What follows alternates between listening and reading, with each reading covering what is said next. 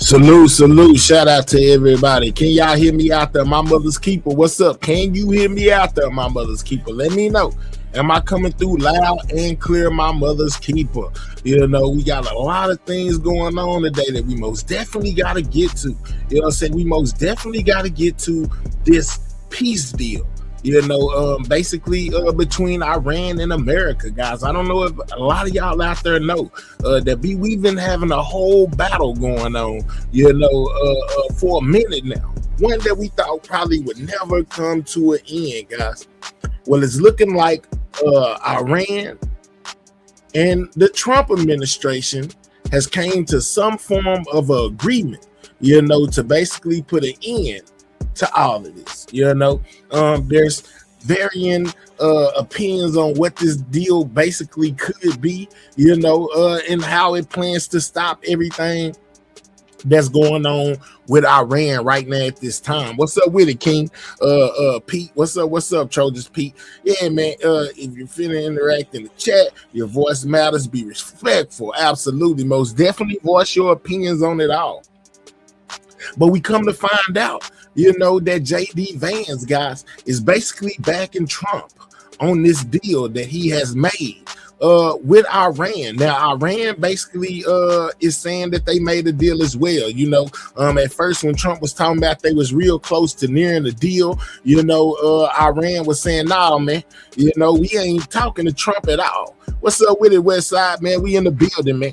And Iran was saying, nah, man, Trump had us thinking Trump was lying. You know, every time he would come out and say something about basically them having a deal, man. Let's make sure that everybody in the building is double tapping that screen. You know what I'm saying? Most definitely double tap that screen. That's how you hit the like button. Get the likes up, guys. Make sure y'all keep the likes moving throughout the show, man. Everybody come in, double tap that screen on your mobile device or click those three dots in the right-hand corner and hit that thumbs up. You know, this is Everything News. I'm going to bring y'all everything. You know, we're going to find out exactly what this deal consists of from the people who made it. You know what I'm saying? And who else better to start out with than the president of the United States, Trump, basically speaking on this whole entire situation when it comes to this deal that has been made with Iran, guys. Shout out to everybody in the building, man. Y'all know I got the exclusive information for y'all, as well as JD Vance's reaction to this whole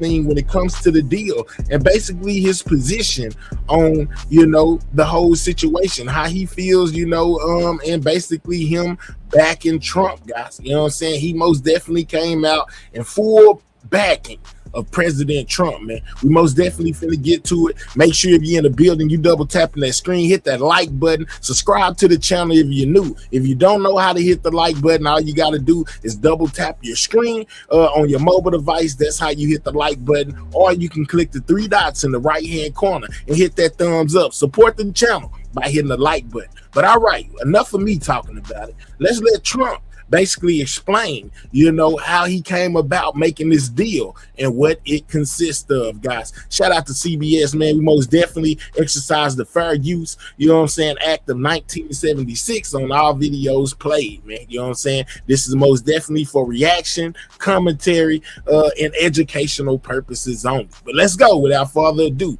Let's see what exactly Trump had to say about all this, and then we'll go to JD Vance next and let him tell y'all why he backs Trump on this deal, guys. Breaking news: we allegedly have made a deal with Iran. Let's go. This is something very special, and I want to thank President Macron, Bridget, his really lovely wife, fantastic person, for welcoming us to France for an extremely successful G7 summit. I would say it's one of the most successful. And this meeting could not have come at a better time. On Sunday, we reached an agreement with Iran that achieves everything we set out to accomplish, everything and much more. ending the current. Said on Monday they reached a deal, guys, with Iran. Make sure you guys are listening. This affects us all. We basically about to find out what the deal is. Double tap that screen, man. If you want to know what the deal is, double tap that screen. If you have not hit that like button, it helps out the channel, guys. Most definitely hit that like button by double tapping the screen of your mobile device or clicking the three dots in the right hand corner and hitting that thumbs up, guys. President Trump, in his own words, talking about the deal that has been reached with Iran. Conflict, reopening the Strait of Hormuz, and preventing Iran from ever obtaining a nuclear weapon. That's what it was all about. That was about 99%. Iran cannot have a nuclear weapon. They can't develop it, buy it. They can never have a nuclear weapon. At the same time, with this announcement, or close to it, as people started to think it was going to happen when Iran was making some very positive statements, the stock market has surged to record highs, picking up thousands of points over the last short period of time, thousands of points.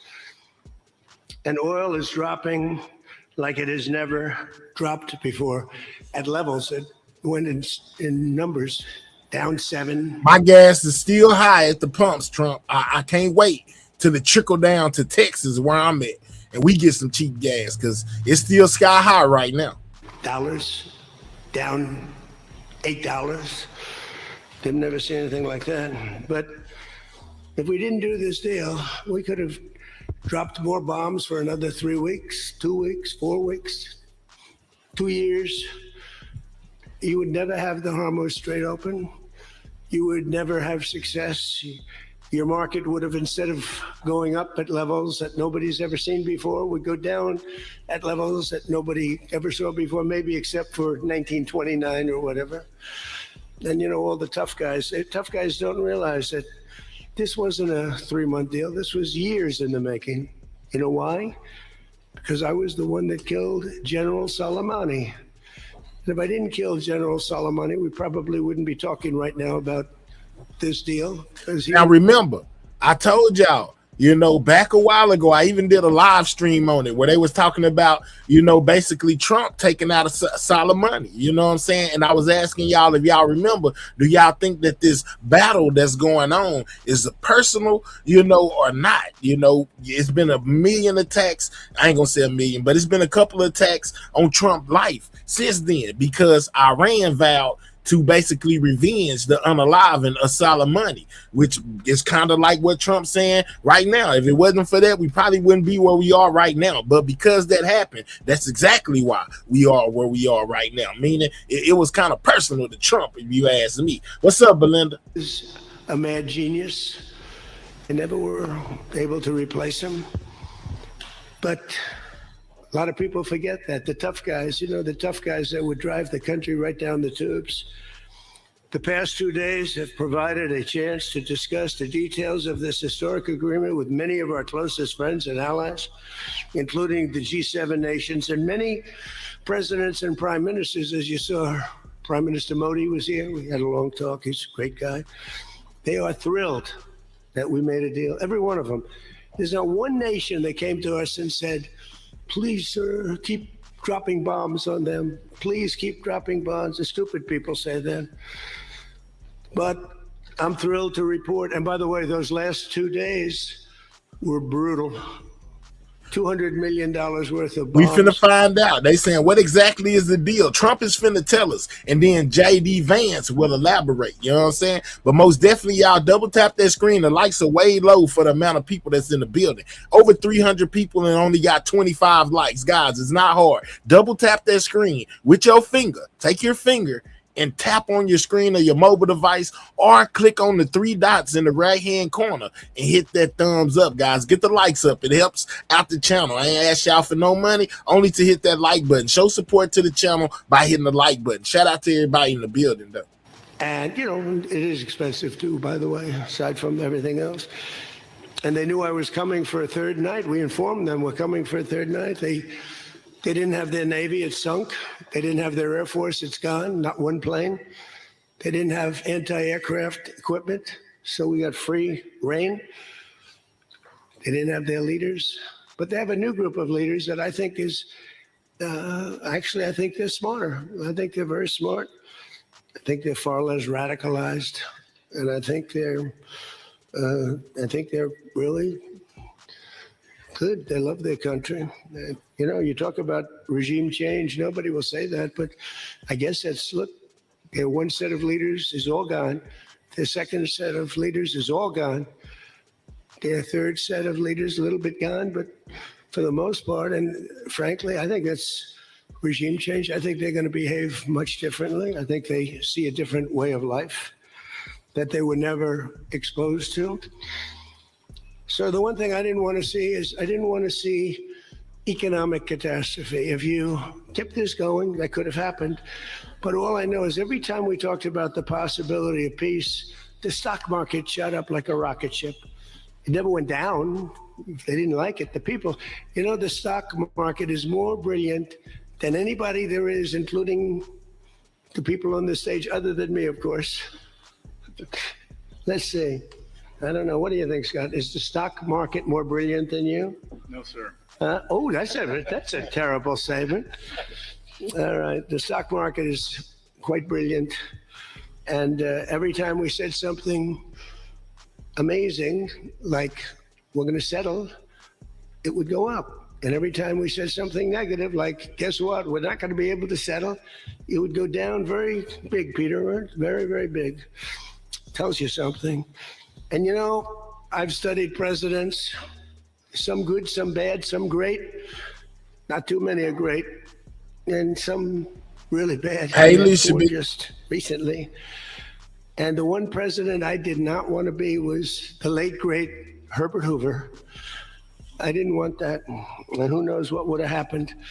But bad things happen. So the past 2 days have provided a chance to discuss the details of the deal with the closest friends and allies, the heads of countries. They were all here, a lot of them. Far more than the Southerners, a lot of them. Can we get the likes over 100, guys? Everybody in the building, double tap that screen or your mobile device. Double tap the screen or click the 3 dots, hit that thumbs up, y'all. Let's get the likes up. We over 400 people in the building, and we only got 48 likes. So let's get the likes up, man. We finding out about this new deal that's been made with America and Iran, man. I know y'all want to know what it is, just like I do. You know what I'm saying? Most definitely support the channel by hitting the like button, guys. It's 2 ways. Double tap the screen or click the 3 dots, hit that thumbs up. Shout out to everybody in the building. And they put out a statement. I think President Macron, who did a great job, by the way, did a really fan. Him and Bridget, they did a great job. But they all put out statements saying they love this deal because they want to see it over. What's up, John? And they love the fact that the hormones. Don't forget, if we were going to drop bombs, let's say we went another month, another 2-3 months, maybe weeks, could be another 3 months, could be whatever. What do you have left? Got maybe nothing, but you don't have, the strait will never be open because people that own billion-dollar ships, these ships cost $1 billion. They don't like sailing ships or having their ships participate when you go up the coast and you go through the strait and there are rocks. Ooh, Burr, I know some people will be ready to argue with you about that. She says Trump, the best president since Ronald Reagan. And what she said, you know what I'm saying? Ooh, you're going to catch a lot of flack behind that one. I'm just saying. Let's continue. Rockets flying over your head. They want to protect their $1 billion investment. You wouldn't have oil for maybe years. These are stupid people. But nobody was tougher than me. Nobody hit Soleimani. When I hit Soleimani, people thought that was the biggest thing to happen in the Middle East for 50 years. That was the biggest event. He was the boss of Iran and respected, but he was a mad genius. He was a genius, the father of the roadside bomb.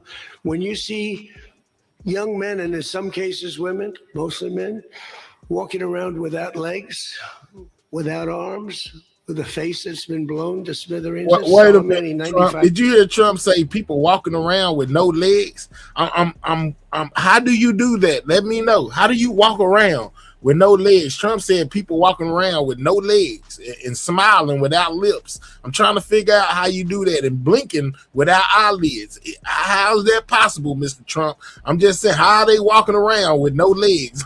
I'm just curious, man. They smiling with no lips, you know what I'm saying, and blinking with no eyelids. Wow. Hey, man, let's go, though. 96.2, they say, or something. 95%. That was Soleimani did it.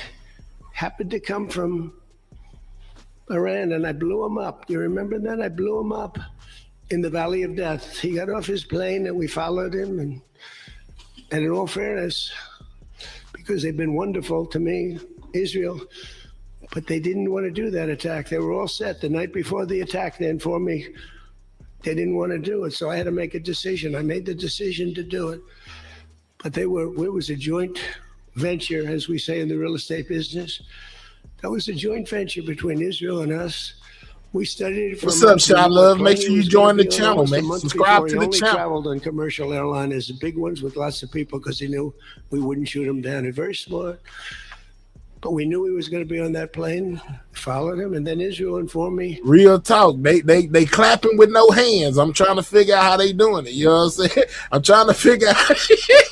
That was funny. I see y'all down there saying prosthetics. Well, he didn't say nothing about no prosthetics. He just said they was walking with no legs, clapping with no hands, and blinking with no eyelids.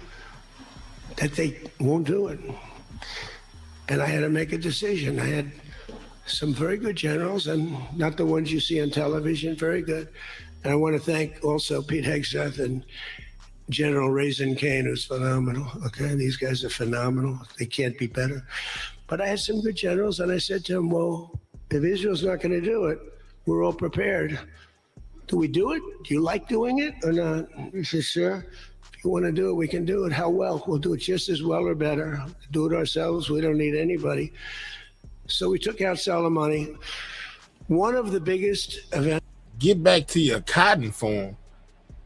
Oh, man. Let's get whoever this person is right here I got highlighted on the screen. Let's deport him fast. You know what I'm saying?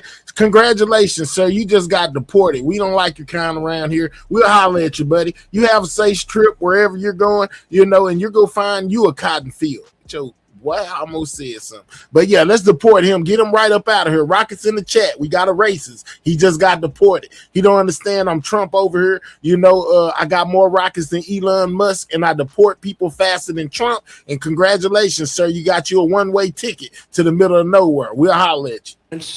To happen, the Middle East, maybe ever, but they say 50 years, they say 100 years.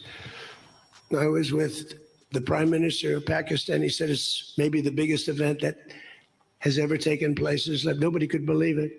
So that's when it started. It didn't start like 3 or 4 or 5 weeks ago. And Obama wouldn't do it. What Obama did was he did the JCPOA. He loaded up a plane with $1.7 billion in green cash from banks all over Washington, Maryland, and Virginia. They were stripped of all their cash. They had no cash to do payrolls. We don't do racism over here, man. We don't call people names, man. You know what I'm saying? We are respectful. Everybody's entitled to their own opinion. Don't be bashing nobody because their opinions are not like yours. And this is once again, let me tell you, this is most definitely not a racist channel over here. Any kind of racism will be blocked out of my chat. We'll holler at you, you know. Keep it respectful. Keep it on the content. Let's not make this a race thing because this is not a racist channel. Shout out to everybody in the building. But most definitely double tap that screen, guys, and hit that like button. Or click the 3 dots in the right-hand corner and hit that thumbs up. There's 2 ways to hit the like button. Let's hit the like button, guys. Get the likes up past 100. To a Boeing 757, a wonderful plane, and they flew it to Iran. And they gave it out to people. They bribed people. They thought they were going to get it done. Then they gave billions and billions of dollars after that. And they got a deal that was a road to a nuclear weapon. I get so angry, I guess. I'm allowed to get angry when I watch these Democrats. They talk about it all the time. We had this deal done. You had a deal that was going to give them legally a nuclear weapon. And if that happened, Israel would have been blown away. And in all fairness to Bibi Netanyahu, who happens to be a good man, gets a little excited sometimes. But he happens to be a very good man. We've had an amazing partnership. He's been an amazing prime minister. We have a little dispute over Lebanon. I say, you can do a little softer touch, Bibi. You don't have to knock down a building every time somebody walks into it that's from Hezbollah. But it's been an amazing partnership. But he will say, we're the big partner and he's the very small partner, and that's true. So he came to the country and he begged Barack Hussein Obama, the president, not to do the JCPOA. He said it could. And y'all know Trump gonna most definitely bring Obama up in every speech he does. The end of Israel, and it would have. And Joe Biden. But if I didn't come along, and Obama didn't listen to him, Bibi actually went to Congress and pleaded with them, and he got nowhere. And they had this horrible deal that was horrible for Israel, and that's where it stood. And then I came along and I terminated that deal. It had very little time left. You know, it was a short-term deal. You know, with countries, you need hundreds of years. You don't need 8 years and 9 years. This isn't like you're signing a lease on a candy store at the corner. You need hundreds of years. This was a short-term lease. It expired long ago. Had I let it run, it expired. You wouldn't have been around. A lot of people wouldn't have been around. But Israel would have been terminated. I think the whole Middle East would have been terminated. You saw that when everybody was shocked that all these missiles, they were aimed at these different places. Qatar, Saudi Arabia, UAE. Think of it. Bahrain, Kuwait. They got hit. Nobody thought that was, even I didn't think it was going to happen. They didn't think it was going to happen. They were going to take out the entire Middle East, including Israel. And if they had a nuclear weapon, they would have used it within moments after getting it. So I made it very tough for them. Not on my watch. You can guarantee every speech he's going to say something about Obama and Biden. Biden turn ain't came yet, but I'm pretty sure it's finna come. Trump always speaks on Obama and Biden every time. That's his go-to. Terminated the Barack Hussein Obama catastrophe. JCPOA, one of the worst deals. NAFTA might have been worse, but that was worse economically. This deal was really dangerous, what he did. He gave them everything, including a lot of money, which we don't give them, by the way, just in case you have any question. We'll be giving this out so you can read it and you can see. And it's a memorandum of understanding. If it doesn't get done in 60 days, that's all right. We go back to bombing. You know, I don't want to do that because it's so good. But we might have to, because we're never going to let them have a nuclear weapon. But they've agreed not to, and you'll see that very clearly in the agreement. But then the second phase. So they're going to show the agreement, guys. Iran has reportedly agreed to not ever have a nuclear weapon, guys. And he said you will see that very clearly in the agreement. So I'm guessing somewhere they're going to be showing the agreement, if not right now. So Trump is standing on America has made an agreement. You know, they have most definitely made a deal with Iran. Of that was they were building, or they were enriching material, as they say. I call it nuclear dust. They were enriching material under granite mountains. Granite being, for those not in the construction business, granite being a very strong, the strongest stone. It's not as pretty as marble, but it's much stronger. It's a lot stronger. Like the new granite I put on the stairs of the White House going to the Oval Office, the black granite, it's rated 1 million years plus. No marble's rated that. Marble's rated 100 years if it's outside. So these are granite mountains. And the B-2s came along and they hit those air shafts in the dark at 1 o'clock in the morning with no moon. They had a beam going right up everywhere. Those guys did a job, and then they were criticized by certain members of the press, like CNN. Hey, guys, we got to get these likes up. What are we doing? It's almost 600 people, 700 people in the building. Thank you for the gift. And we still ain't over 100 likes, man. Let's get the likes up. Everybody who hasn't hit that like button, double tap that screen right now. Or click the 3 dots in the right-hand corner, hit that thumbs up. Make sure you guys are subscribing to the channel, man. I most definitely keep you up to date with all the latest and breaking when it comes to the news. So if you like this brand of entertainment, subscribe. We on the road to 60 4K, guys. We only need like 50 more subscribers to be at that. So make sure you subscribe if you haven't subscribed, and please take time to hit that like button. We ain't asking for money, we asking for likes. It helps out the channel and the YouTube algorithm. Shout out to everybody in the building for possibly not doing that much damage. And it turned out that the damage was far greater. Those mountains collapsed right on top of everything. Nobody's going to get that for a long time unless we want to get it. We'll get it. But we're the only ones that can. And they say China has the equipment to get it, and we have the equipment to get it. And it's actually not valuable. Not a lot.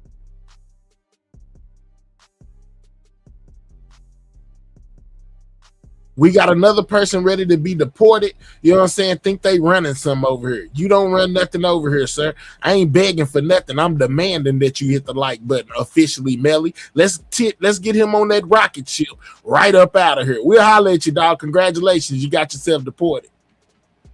The value, but we'd like to get it psychologically, but nobody's touching it. We also have cameras. That's what Space Force is. We have the greatest military in the world, by the way.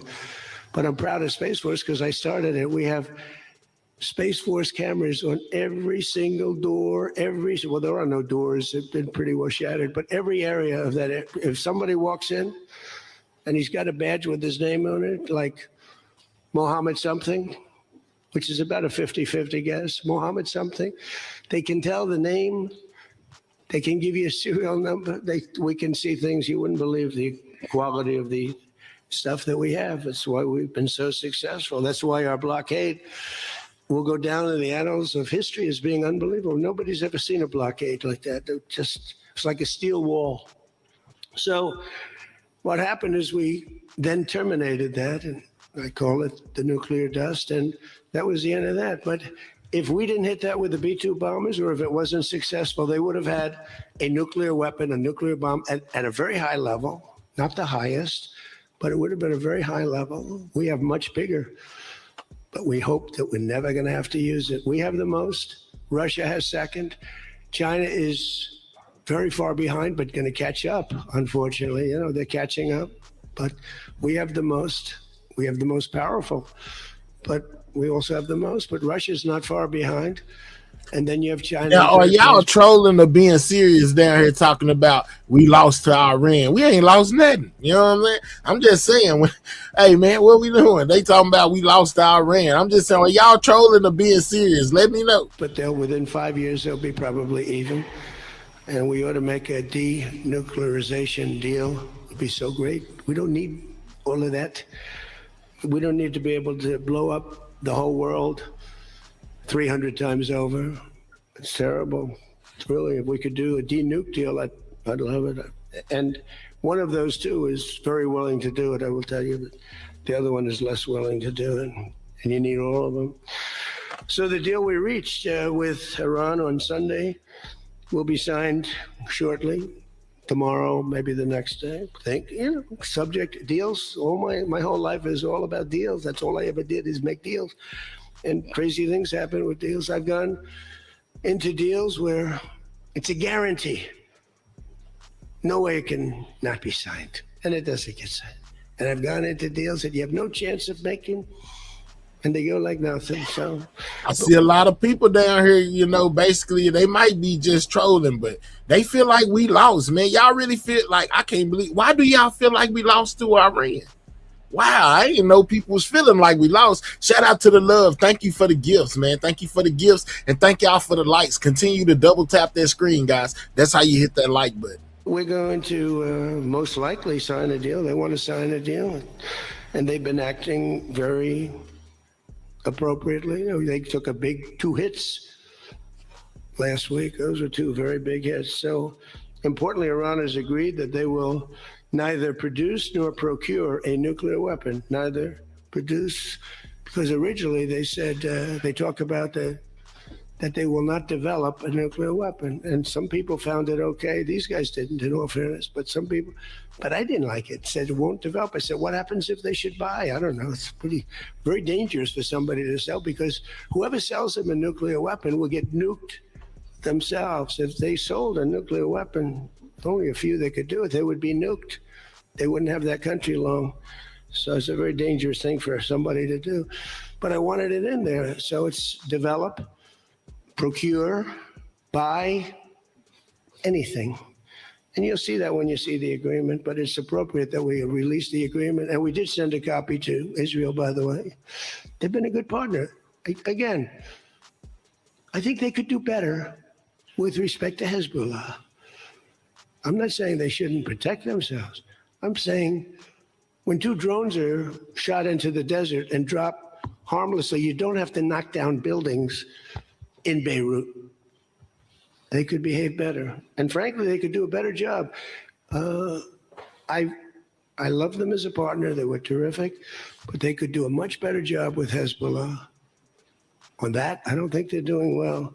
And I feel very bad for Lebanon. Lebanon's been, it was a great culture. They had the professors, the doctors, the lawyers. It was an incredible culture, maybe the highest in the Middle East for years and years, centuries. And for the last 50, 60 years, they have been just trashed. They have been living in hell. So they'll work closely with us to turn over the so-called enriched material that's very deep in the bowels of the earth, very deep. Nobody can get it. So it's not important that we do it quickly, but we could do it fairly quickly. When we have a chance, we'll do it. But in the meantime, we have cameras on every inch of it.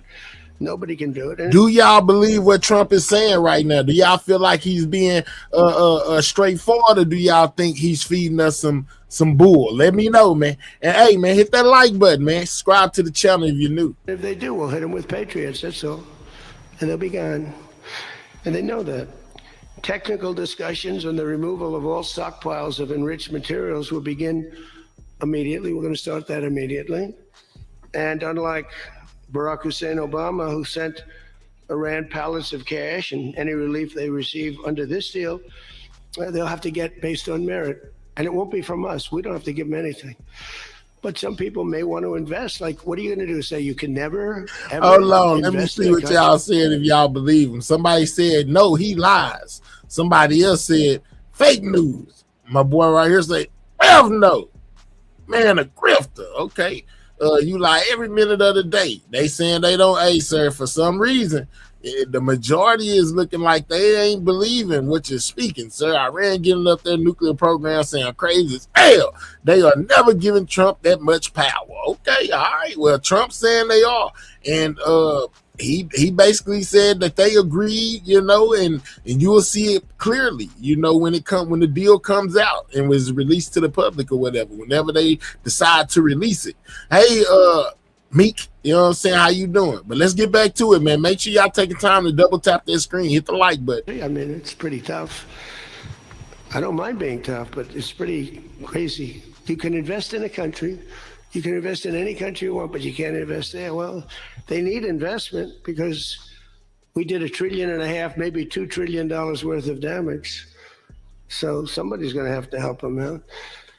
There's no guarantee about helping them out, and could be their neighbors will help. So we going to help them out? He said there's no guarantee on helping them out. I was finna say, now that was something that I heard people bring up all the time. How do we go blow up and tear up people's stuff, in other countries, and then give them the money to rebuild it or go back over there and help rebuild what we tore up? That's crazy. Help them out a little bit. I don't know, but it's a lot of money. Almost nobody has that kind of money. That's the kind of damage that was done. But we're not investing any money. There was a fake story. There was a fake news story that got a person, a good person. JD made a statement. It was a perfect statement, and they reported it in a very strange way. But that's why it's fake news, I guess. So we don't give them money. We don't give them any of that. And what happens is, with time, if they behave, if they be a citizen of the world, a reasonable citizen of the world. And I think this group, again, I didn't do this for regime change, but I think this group is regime change. I mean, hey, the first group is dead. One little morning, having breakfast, the whole group, they thought they'd never be caught because we never bombed during breakfast, but we bombed. And they all, 88 people. And I'm not proud of that at all. But the second group came in and they were very unreasonable too. and they were all gone. They were all gone. And then the third group, we've been dealing with them. Couple left this planet, but we've been dealing with them. And again, they've been fine. I mean, I've had a lot easier. I've had some easier ones. They're tough. They're smart. Maritime traffic through the Strait of Hormuz has already increased very substantially, and the normal flow of energy will resume in the coming days, and trillions of dollars will be made by the world, and the stock market will, I believe, continue to rise. The only difference is that a player that's very volatile, very tough, very smart, frankly, they have, in one way, a primitive culture, but it's also a genius primitive culture. They're very smart people, very good negotiators, but so are we. So rather than possibly going into a depression, rather than having your favorite president be Herbert Hoover, I was always the one I didn't want to be. I wouldn't have preferred Nixon. I wouldn't have preferred, there were plenty I wouldn't prefer, but the one I always thought of, Herbert Hoover, and he caused it. He raised taxes too fast, and he raised interest rates too fast, all at the same time. And it caused the Great Depression. So I don't think I'll make mistakes like that. I lower taxes, I don't raise taxes. In fact, we just gave you the largest tax decrease, largest tax cut in the history of our country. So we'll be working on a parallel effort with the Gulf nations to address non-nuclear issues, such as the conventional ballistic missiles, which we'll be talking about, and support. I mean, they have to have some because other people have some. You got to have some. Somebody said, you shouldn't give them one. And I have guys, I like some of these guys, but I don't think they're smart. Sir, you shouldn't let them have any missile. I said, well, what am I going to do? Am I going to let Saudi Arabia have missiles, but they can't have them? Did he say, bro, what am I going to do? I said, bro. It sounded like he said, bro. He probably said so. But it sounded like Trump said, bro. I'm just saying, listen. What am I going to do? Sir, you shouldn't let them have any missile. I said, well, what am I going to do? Bro, what am I going to do? You shouldn't let them have any missile. I said, well, what am I going to do? Yeah, he most definitely said, bro. Okay, Trump being funny. He most definitely said, bro. Wow. Bro, what am I going to do? Oh, man. I done heard it all. Saudi Arabia have missiles, but they can't have them? Yes, sir. It doesn't work that way, It doesn't work that way. And missiles aren't the problem. Missiles they hurt a little location, but they don't blow up the planet. So the Gulf nations will address the non-nuclear issues. As we'll be talking about the ballistic missiles, and we'll talk also about the terrorist proxies that they have. That we don't want that to happen. But I want to thank our partners in both Pakistan and Qatar. These people work so hard, and they knew them a little bit. In the case of Pakistan, quite well. In the case of Qatar, they were sort of at odds. And Qatar was great because they had right next door. When I flew from that location to Saudi Arabia, I'd fly for 40 minutes, and I'd fly to UAE for 40 minutes. Two great leaders there, by the way. In the case of Saudi Arabia, the father's still alive, and he's fantastic, and the son is going to be great. He's going to be great. The Crown Prince. And Mohammed at UAE is an incredible warrior. He was dropping bombs. Last week I said, who the hell's dropping all those bombs? It was UAE. He's a good fighter, Mohammed. But every administration for decades has sought to get Iran to relinquish its nuclear ambitions, but the threat only got bigger. The words got bigger and bigger and stronger and bigger, and nothing ever happened. And Iran got stronger and tougher. If we didn't blow them up the first time and then blow out those weapons, they would have been unstoppable. This should have done what I'm doing, and what I did should have been done years ago. Would have been much easier, much less firepower, but it wasn't. And again, I want to thank all those countries, and I want to thank Israel and Bibi Netanyahu. So obviously the breakthrough would not have been possible without the unprecedented pressure the United States put on the regime over the past year and a half. But again, it started a long time ago. It started with the death of Soleimani. That was a big deal. No president in history has ever been tougher on Iran than I have, and they know that. And by the way, if they don't honor the agreement, or some things aren't even mentioned in the agreement, it's a memorandum of understanding, but we have an understanding of certain things without writing it. And if they don't honor that, we'll probably go back to bombing them until they honor it. You know, it's amazing what bombs can do. So if they don't honor the deal that they have signed with Trump say, man, we just gonna go back to bombing them, guys. You know, and it's amazing what bombs can do. Bombs will change your mind. So Trump said, hey, if they try to, renege on the deal, we'll just go back to bombing them. So I say it. The Obama deal was a road to a nuclear weapon, and let's call it the Trump deal was a wall for a nuclear weapon that the nuclear weapon could not get through. Nobody's going to get through it. We built a wall. They weren't going to have it, and that's what we have right now. And it says very clearly, the most important clause to me, too, number one, the Strait opens, but that's much less important than the other clause, clause number whatever, 5, 8. Is a very strong statement that they will never have a nuclear weapon. And it doesn't say they'll have one in 5 years or 10 years or 20 years. With Obama, they were able to enrich very quickly. This agreement now provides Iran with a historic opportunity. If they follow the path of cooperation, will have opened for them. Their country will have a chance to survive. Now think of it, they have 91 million people. People want me to bomb the bridges. Why don't I bomb? I already did, because, they went back on one of their promises and I bombed their biggest bridge. The equivalent of the George. He said they went back on one of their promises that they made. You know what I'm saying? They reneged on it, and for that, he punished them by blowing up one of their biggest bridges. So maybe, that's him putting forward, hey, they know I'm not playing. If they sign and then try to go back on it, I will most definitely bomb them just like I did that bridge. The George Washington Bridge of Iran. But we bombed that bridge. You saw that. One quick strike by an F-22, the most beautiful fighter jet ever made, by the way. In fact, we're ordering some more of them. We're bringing it out because it's so effective. It's incredible. It's incredible. Well, look, we have the greatest military in the world. Those B-2 bombers are unbelievable. Who would have thought they could handle?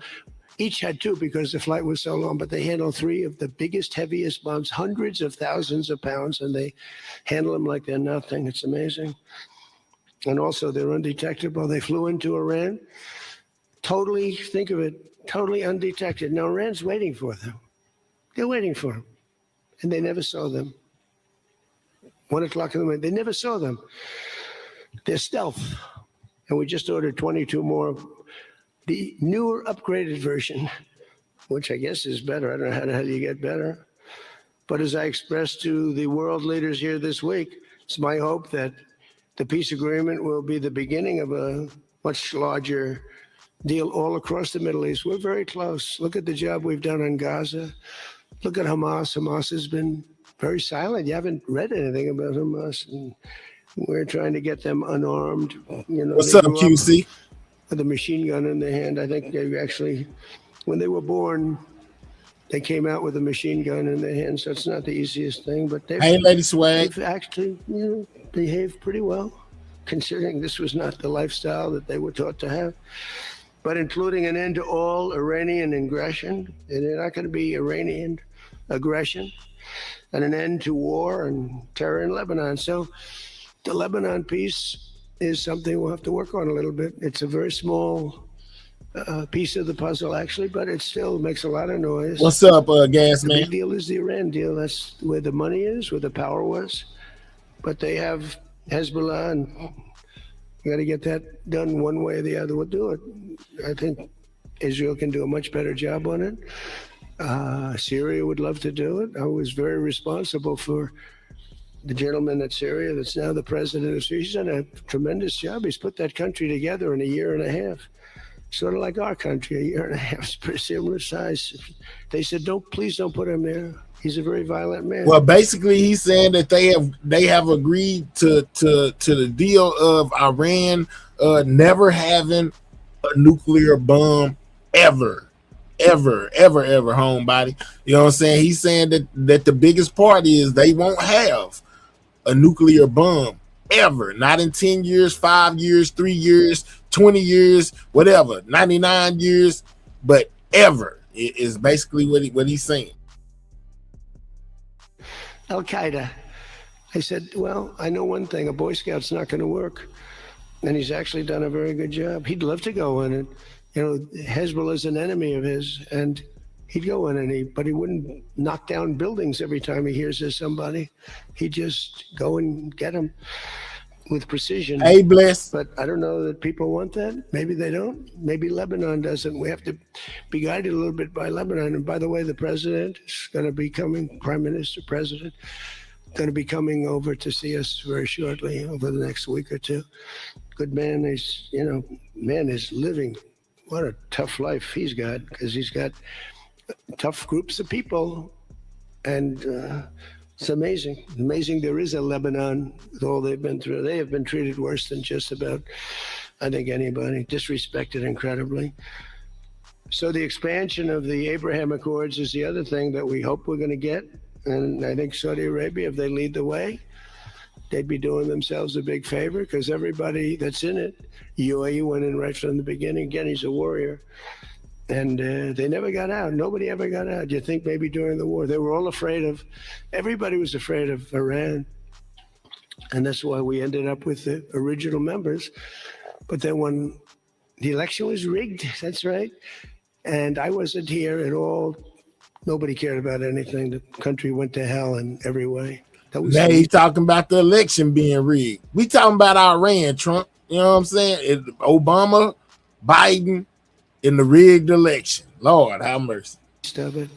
Middle East was the least of the country, went to hell, allowing 25 million people into the country, unchecked and unvetted, many of them criminals, many of them murderers, 11,888 murderers allowed into our country. So this was the least of it. But the past 2 days have also provided an opportunity to discuss a number of other key issues with members of the G7 and our partners. Yesterday morning, we had a productive conversation on the war in Ukraine. I spoke with President Putin. I spoke with President Zelensky, and he was there. And President Putin I spoke over the phone with. And something's going to happen. They're losing a lot of people, a lot of soldiers are losing soldiers. Both are losing. Well, according to Elon Musk, ex-woman or woman, homebody mommy, they saying they might have just done that, allegedly, homebody. You know what I'm saying? People were calling into question when the election happened this time how Elon Musk knew before everybody else that Trump had won the election.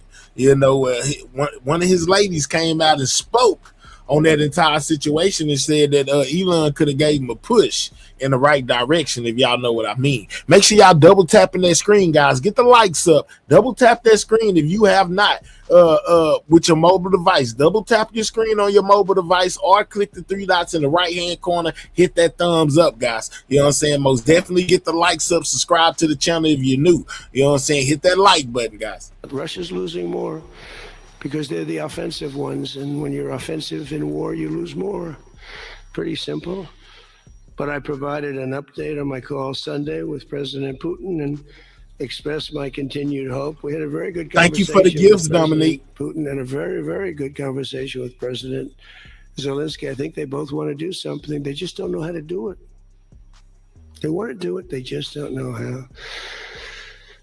In our session yesterday afternoon on international partnerships, I offered an update on how the United States is leading the world in responding to the Ebola outbreak in Africa, sending $375 million in aid so far to help stop and contain the crisis at its source. And we've done great. I was with the president of a couple of presidents came over, by the way, from Hey, Miss Kim. African nations, and they were so happy with what we did. But where it's unfair is we gave $375 million. The rest of the world gave essentially nothing, maybe a couple of bucks, but nothing. And they were all saying, thank you so much. And I think they've done a good job. It's a terrible thing. Ebola is a terrible thing. That's an unbelievable one. Fortunately, it's not like COVID where it's that easy to spread around, but it's rough. And we've done a good job. We've moved people to certain quarantine, certain locations. But today we also had excellent meetings on the economy and artificial intelligence, which is amazing what's going on with that. It's going to be the biggest thing ever. We have to be very careful with it. It's both great and could be bad. We have to be careful with it. But we're leading China. We're leading the world on that. We're allowing them to do their own electric plants because they need, as an example, those buildings are so big. And they're not taking the community's electricity. I gave them the right.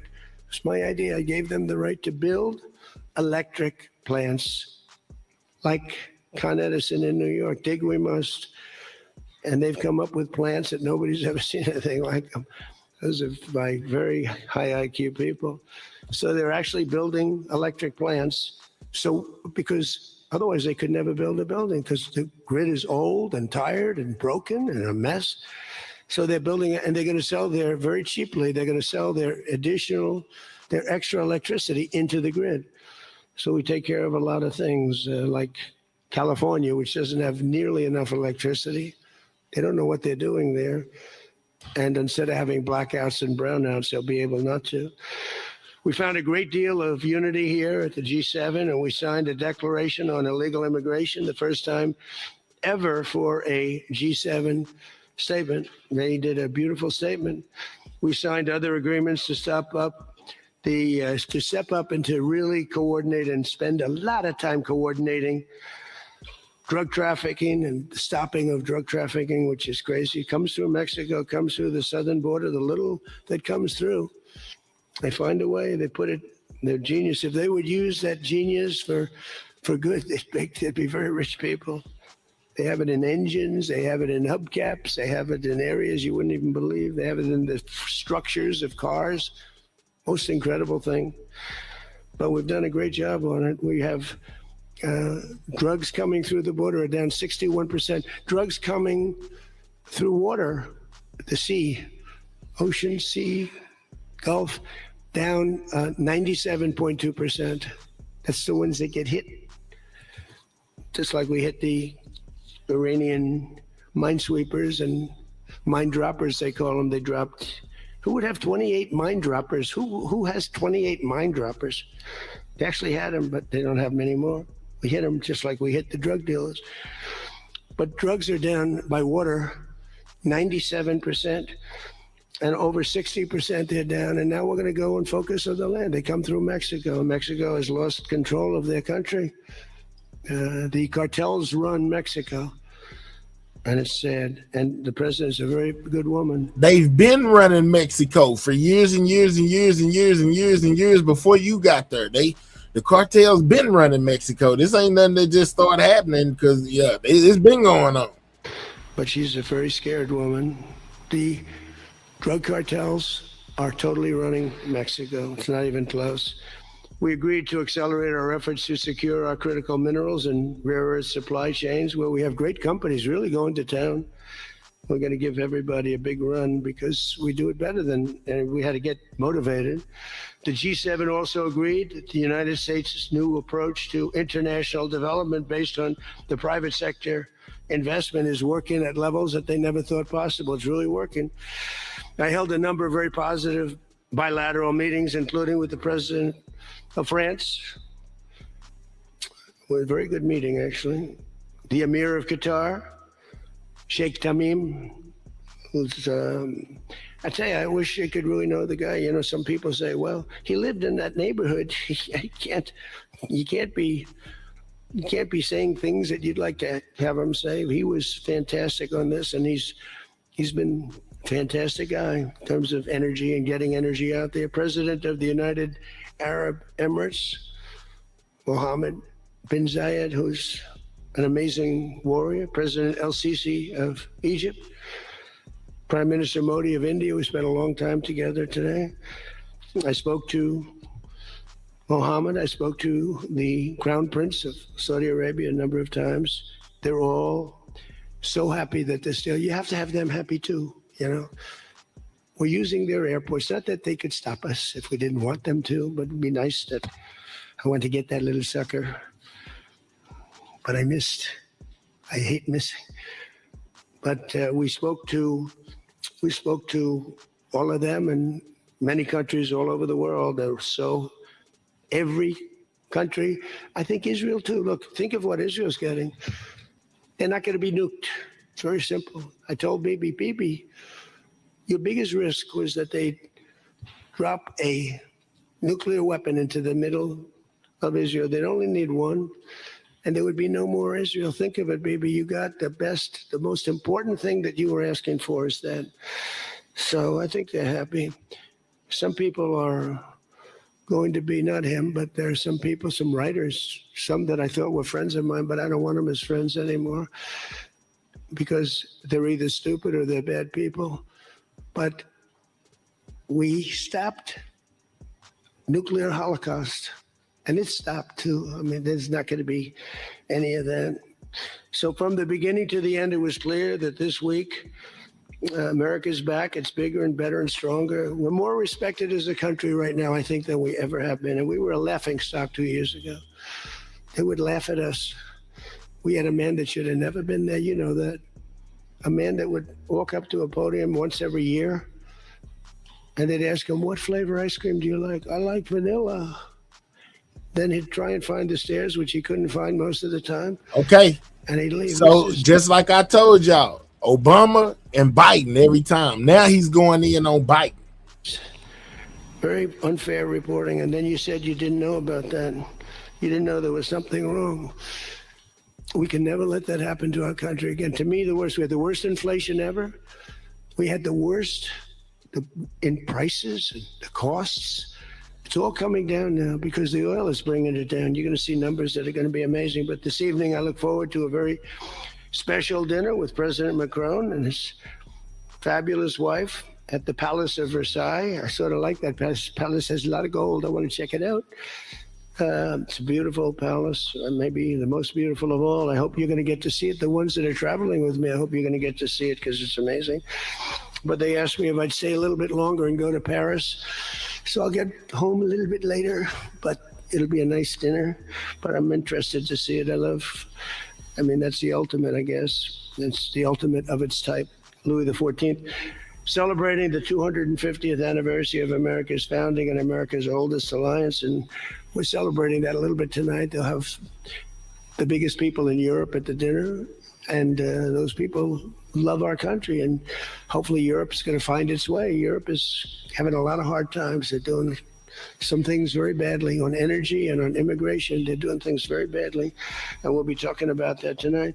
So with that all said, if you want to ask us any questions, feel free to ask the people behind me. Yeah, Peter?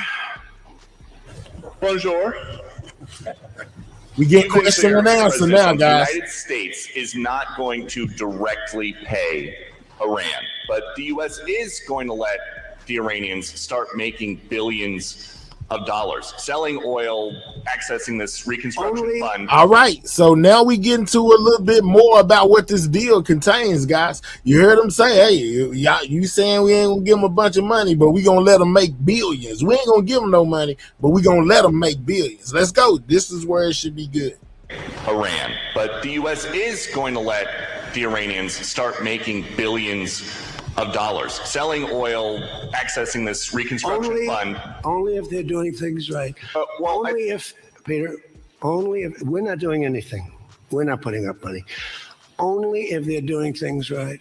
If they're doing things right, if people want to invest, they can invest. But they had this $300 million fund. It's only $300 billion fund. My boy Chris, what's up, man? They're doing things right. Remember this also. When you talk about billions of dollars, they've had much more than $1 trillion worth of damage done. They got a long way. There'll be 15 to 20 years to rebuild what they have right now. So they have to behave themselves. If they're not behaving, they get hit again. They'll be hit again because we can. If they're not behaving, they'll be hit again, meaning the bombing is going to restart. If they don't behave, we're like the parents now, is what it seemed like. And if you get, if you do the wrong thing, you get a whooping. Trump said if they do the wrong thing, he gonna spank them. And what he said. But We're not giving them no money according to Trump, but we will allow them to make billions of dollars as long as they behave. His exact words. Very easily. It's going to take a long way for them to build back their anti-aircraft stuff. It's going to take, and you know, the other thing I want to thank China, President Xi. I was with him, and he stayed neutral, totally neutral, and I appreciate it. And I would want to thank Vladimir Putin. He was very neutral.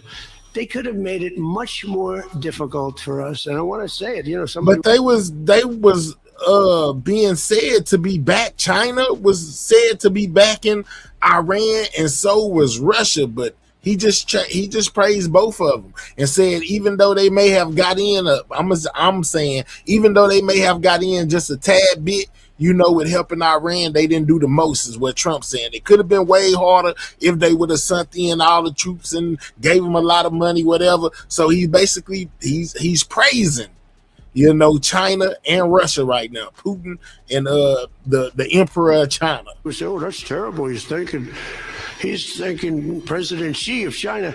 Well, let me tell you, I had a long talk with him. You know, they have shoulder weapons to knock down airplanes. That it's not like the real deal, but they're accurate. They're fairly accurate.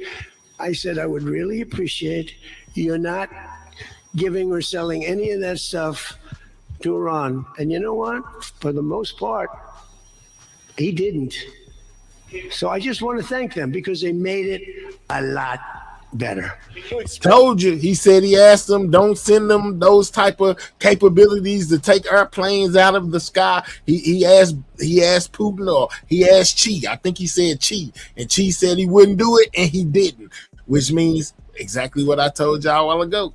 He feel like even though they may have put in a little input, they didn't do the most. Hey guys, can we get the likes over 200? You know, we most definitely done been in here about an hour, man. Let's go with over 200-300 people in the building. Double tap the screen of your mobile device if you have not, or click the three dots in the right hand corner. Hit that thumbs up. It helps the channel stay in the algorithm. I would appreciate it a lot. I ain't asked you for no money. I only asked you to hit the like button. Shout out to everybody in the building. Explain, though, what the difference is between giving Iran U.S. dollars and unfreezing U.S. dollars for Well, the unfreezing is an easy one to answer. We have taken a lot of their money, and we have their money. We have taken their money. It's not our money. It's their money, and we froze it. At a certain point in time, I guess we're going to have to give it back. You know, if we didn't give it back, nobody would ever invest in the dollar again. If you took their money, because I thought about it, you know, I'm not the most perfect person.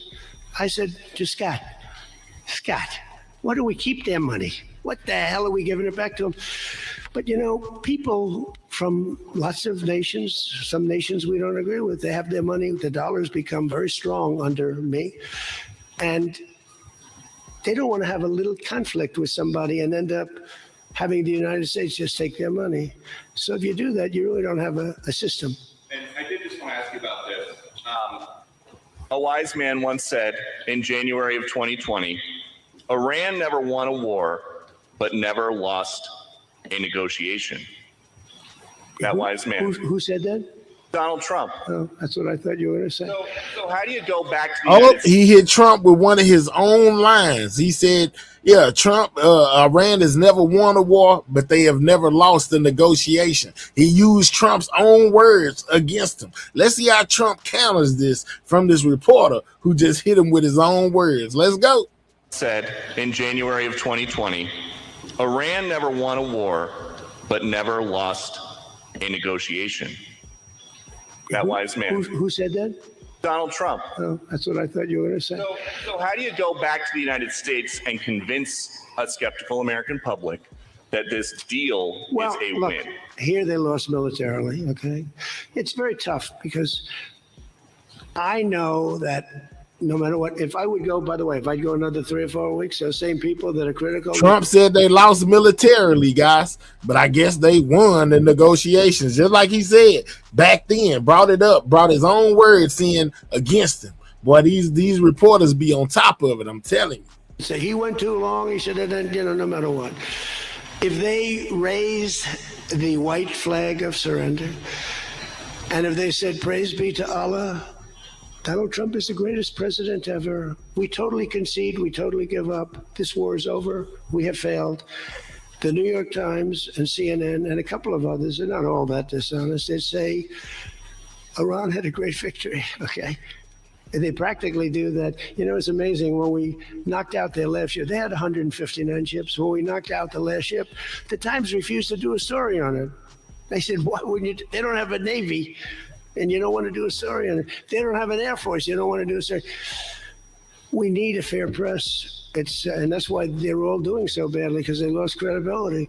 When I win in a landslide and I had 93%. We need fair press, and we need a transparent government.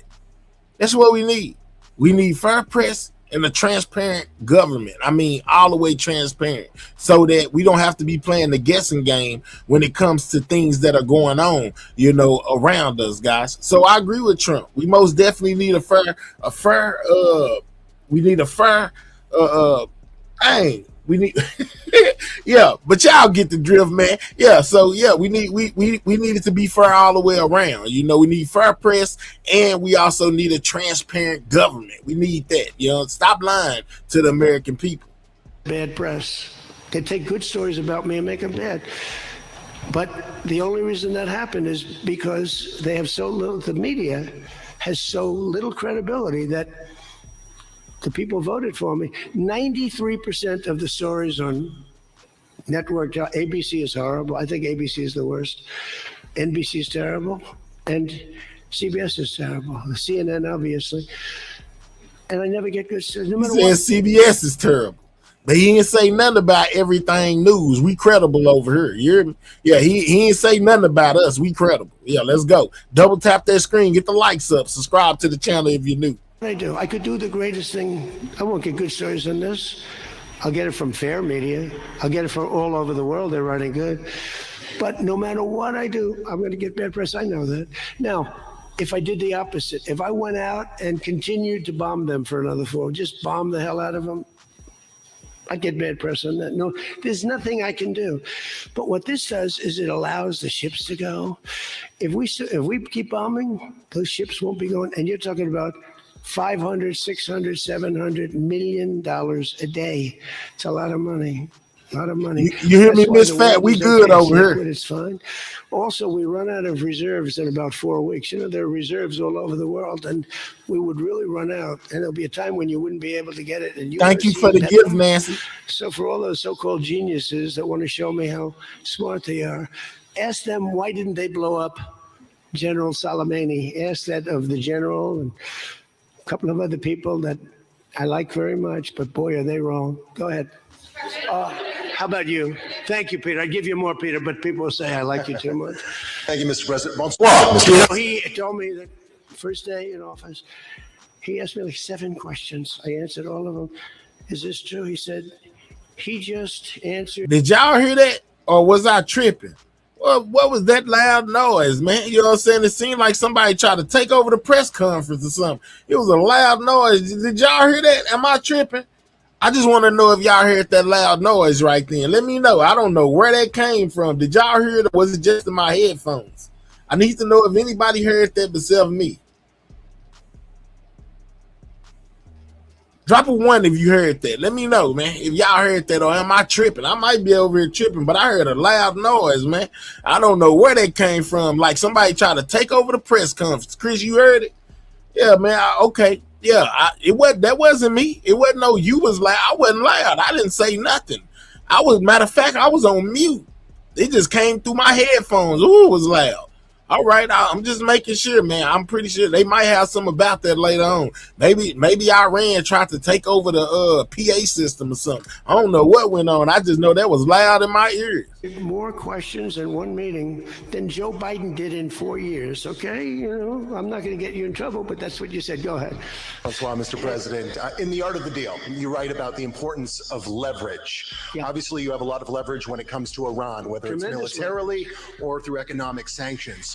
What leverage, sir, do you have when it comes to Israel and Hezbollah to ensure that they abide by the ceasefire? Well, I think we have leverage just by the fact that we really have Iran now has to be good. They have to behave. What I'm saying is exactly what Trump is saying. If you can understand what Trump is saying, then you can understand what I am saying, sir. Drops, you know what I'm saying? Don't get too funny down there. You know, I'm just like your favorite President Trump. I'll deport you, boy. Don't play with me. You hear me? You hear me? The bombing can begin again. You know what I'm saying? We will rain on Baghdad. And we might help. That's a much smaller conflict. It's a conflict that should be able to be over with. I'm surprised it's taken so long. And it's a much smaller, but we have a lot of leverage. We have the greatest military anywhere in the world. We have the strongest, most powerful. Look at the blockade. By the way, the blockade was more impactful than all of the bombing raids where we dropped $1 billion worth of bombs on Iran.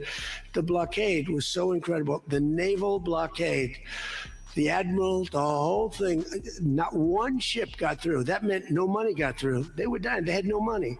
They have inflation that's 250 or 300%. They have no money. We have tremendous leverage. We have the leverage of the economy as an example. We'll get that done. That's a small one, and we'll work with Israel and get it done. But I'd like to do it. I mean, you have people living there. Buildings are being dropped on top of them or right alongside of them. How would you like to live there? It's so unfair, especially Beirut. You know, you go into Beirut, and I looked at the scene yesterday, where they hit. That was a big hit. That was unnecessary in my book. Yeah, please. Two questions. If you could clarify something you said just a few minutes ago. One of the goals of Epic Fury going into it, you said was... Say it again. Speak up. Sorry. One of the goals of Epic Fury, you said going into it... Okay, we found out what that loud noise was. That was the microphones from the press or whatever. They was having a little technical difficulties. I knew I wasn't crazy. I thought, Iran was trying to take over their system or something, but I see it was the microphones, guys. Shout out to everybody in the building. Continue to double tap that screen if you have not. That's how you hit that like button, guys. Most definitely, or you can click the three dots in the right hand corner, hit that thumbs up, guys. It helps out the channel as far as the YouTube algorithm. I would most definitely appreciate it if y'all hit that like button, and most definitely subscribe to the channel if you're new, as I am on the road to 24K subscribers. I need all the subscribers I can get, so subscribe, guys. Iran's ballistic missiles and its capabilities to build more. Yeah. Why is it acceptable to you now that they keep some of that capability? And Iran What are they keeping? What are they keeping? They have less than other nations now. We knocked out probably 85% of their missiles. The rest of them are underground. They can't even get them out. You know, the other night's raid, I think it was on the first night, we knocked out hundreds of their missiles. Actually, by mistake, we were hitting an area, and you can sort of see when the bombs are going off, and then you see one that looks like, wow, what happened? A lot of missiles knocked out. No, but what are you going to do? Let's spend another 2 weeks and give them none. They don't want to be firing missiles right now. They're going to have a hard time rebuilding. And the people from the Middle East, if people want to invest, and again, they don't have to invest at all, but if they do want to invest, it does have oil. It does have probably a future, but it's going to take a long time. But are you going to let the 91 million people starve to death? I mean, one of the things I was very intent on, they have water desalination plants, very good ones. I could have knocked them out in 5 minutes, just like I knocked out Cargill, and I knocked out everything but the oil. I said 25, it was complete. The only thing there is the pipes coming with the oil, because I didn't want to ruin the world market, because they do a lot of money. But I didn't want to do that, no. It would have been so easy. It would have been easier, and I would have satisfied a group of 10% of the people, but it would have been the wrong thing to do. And it could have caused an international depression. Maybe not. Iran's position has always been that their nuclear program was for civilian purposes. If they come back after the signing of this and say they want to continue to have a civilian nuclear program, is that acceptable to you? Well, I've said to them always, I say, look, you have probably the third largest oil reserves in the world. What the hell do you need nuclear for? You need nuclear for some electricity. So I've always felt that way. So we've been pretty tough in that. It is a little hard, though, when you say that somebody wants it, other people have it, other adjoining states have it, and you're not letting them have it for purposes of electricity and things like that. It's always a little tough. You have to use a little common sense, please. New York Times, please. Thank you, Mr. President, Thank for you. the question. Now that you're approaching a new phase in this conflict with Iran, can you now say whether you will hold anyone in your administration accountable for the strike on a school that killed more than 100 children on the first day of the war? No, if it Now, was, this is where it get controversial at, guys, because they're saying that one of those missiles, you know, them Tomahawk missiles or whatever, hit a school over there in Iran, guys, and unalived some little ones being children, guys. And I remember when this had happened because they covered it on the news, and Trump said that Iran had did it to themselves. You know what I'm saying? Basically saying some kind of way they got a hold to a Tomahawk missile and wind up blowing up their own school, right? Well, now the reporter has brought it back up, you know, since this thing is looking like it may be coming to an end, and saying, are you willing now to take accountability for that? And Trump said, no. Let's go. School that killed more. Now that you're approaching a new phase in this conflict with Iran, can you now say whether you will hold anyone in your administration accountable for the strike on a school that killed more than 100 children on the first day of the war? no, if it was a fault, and as you know, that's under investigation. It's such a strange question to be asked at this state. Talking about a long time ago, but nobody did that on purpose.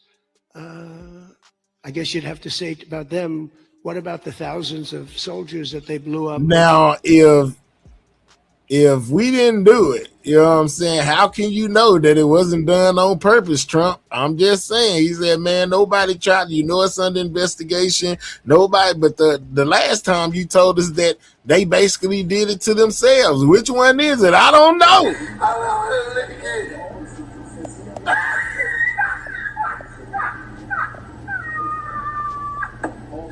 What the fuck?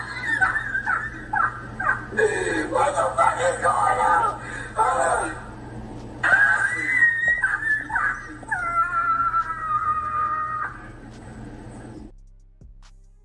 I'm just saying, man, I don't know what's going on, but hey, man, that's what Trump said. Let's let him finish, man. Lord, have mercy. They opened their car door. What about the thousands of people that were killed by Iran? No, mistakes are made. The war is nasty. But I know it's under investigation, and I could have a report for you tomorrow. Or I would ask Pete Hegseth that question, because they have it under investigation. Please. Mr. President, you've been saying all week that this deal permanently prevents Iran from getting a nuclear weapon, but the drafts of the deal that have been floating around barely mention Iran's nuclear program. So can you explain how exactly the deal achieves that goal? So when I say permanently, it should be permanently. But if it's not permanently, we will bomb them. They will be bombed, just like I bombed them on Wednesday night and Tuesday night, and was going to bomb them on Thursday night at a level that was 3 times greater, and they knew that. I will bomb them. Now that's what Trump said he's been bombing them people since Monday, every day. You know what I'm saying? And he would have did them worse, and they know that. Trump, like, man, he got this in the bag. Trump say he is in Iran, stepping all over them. You know, they gonna most definitely want to agree to this deal that he has. You know, and if they don't, he gonna rain fire on Iran.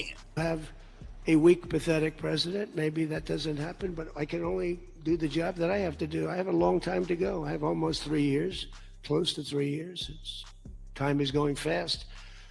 But our country's become we're the most respected country in the world. Those leaders today, they said, we used to laugh at you. 2 years ago, the same guys, they'd laugh at the country. Now they say, you're the most respected country anywhere in the world. Militarily, even military. Take a look at what happened look at what happened in so many different locations. Afghanistan, that horrible retreat that these people made, leaving equipment behind. They weren't under any pressure. You take your time. You can get out. I was going to get out. We were going to get out with dignity and pride, take 100% of the equipment. I was even taking the tents down. But then they got in and they just left. They left all the equipment. I may get all that equipment back. Now, here's the thing. More symbolic, because it's a little old now. But we may get it all back. Afghanistan is kissing our ass. You know that? Bomb Iran if they don't comply, but there's nothing enforceable in the deal itself. Is that correct? Doesn't have to be. I let him know. I said, look, if you don't adhere to the agreement, I don't want to do that, but we're going to bomb the hell out of you. And I don't think that they're going to veer from the agreement. What else am I going to do? Am I going to say, I'm going to take you to court? Let me take you to court. Let me sue you. No, we're going to bomb the hell out of them if they violate the agreement. I don't want them to. I want them to honor the agreement. Again, the straits close up. Bad things can happen. You know, in war, terrible things happen. Like you mentioned the question before about the school gets hit. Other things get hit. Bad things happen in war. War is a nasty place. I see it. I see it. I see it better than maybe anybody has ever seen it. Go ahead, please. Thank you, President Trump. Oil prices are now plummeting. How do you see this agreement further affecting energy prices in the U.S. and the U.S. economy in the long term? And secondly, Mr. President, how do you think Vice President J.D. Vance did on The View yesterday? Well, first of all, thank you for the word plummeting, because that's what's happening. Oil prices are plummeting. And that means oil prices are going to come down. You know, if you make donuts, you have a heating, you have a stove, and you have to buy the heat. You need the gas or the electricity or whatever you're using. And when oil prices come down, oil is the biggest thing. Oil is, you get oil prices coming down, and they're going to come down. And now, we're hitting I heard somebody say that they were brought down last week. I'm just saying, the gas prices where I'm at are still sky high, guys. I'm talking about through the roof. You know, they ain't went down 1% yet. You know, it still costs more to eat the money that you make at work. I'm just saying, man, they got to get this under control. This makes absolutely no sense to me. How can you put, you know what I'm saying, eggs at $10? I'm just saying gas is $10 a gallon, man. What is going on? But they talking about it's coming down. It's still high where I'm at. $3s now for gasoline, and that'll come down a lot lower. So I was in Iowa just before this started, and I was saying to myself, I can't believe we're doing so well, but I have to go, and we have to put out this fire in Iran, because I don't want them using a nuclear weapon. They would have used a nuclear weapon. 100% they would have used it. The only question is, was it going to be that day or that week? They would have used a nuclear weapon. They were on the way. And I said, we're going to have to put out the fire. And I said, you know, oil prices. So gasoline, we passed 2 gas stations in Iowa, made a speech up there. The people are great. I won it by so much. And I love the people, farmers. And we passed 2 gas stations. Of course, guys, the gas ain't $10 where I'm at, and the eggs aren't 10. I was exaggerating, but it might as well be. You know what I'm saying? For the people who took me literally there, and I seen y'all like, what? I'm in Texas, bro. Where you at? I'm in Texas, man. I just exaggerated the number a little bit, but it's still too high. You know what I'm saying? It needs to go back down. I need for it to be down, not up. You know what I'm saying? We need to pay less, not more. So I exaggerated to figure out, you know, $10. You know, I was just exaggerating. I was just giving, you know what I'm saying, just a little exaggeration, just a little bit. It was $1.85. One was $1.91. Now that's Iowa, but it was, I mean, California has all those crazy taxes that they put on, you know, California taxes. But the oil was down to $2 to, I'd say, between $2 and $2.50.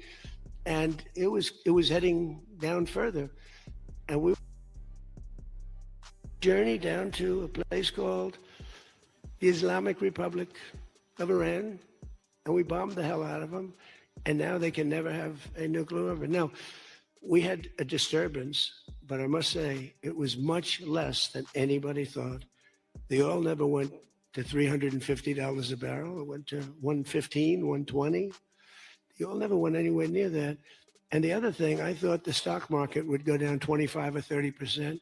The stock market a week ago, before we started this, was higher than it was when we started, which tells you that we have a very resilient economy. We have the strongest economy we've ever had. Now, the word affordability is a fake word but made up by the Democrats. Here's where it's fake, because they made it up, because I inherited these prices.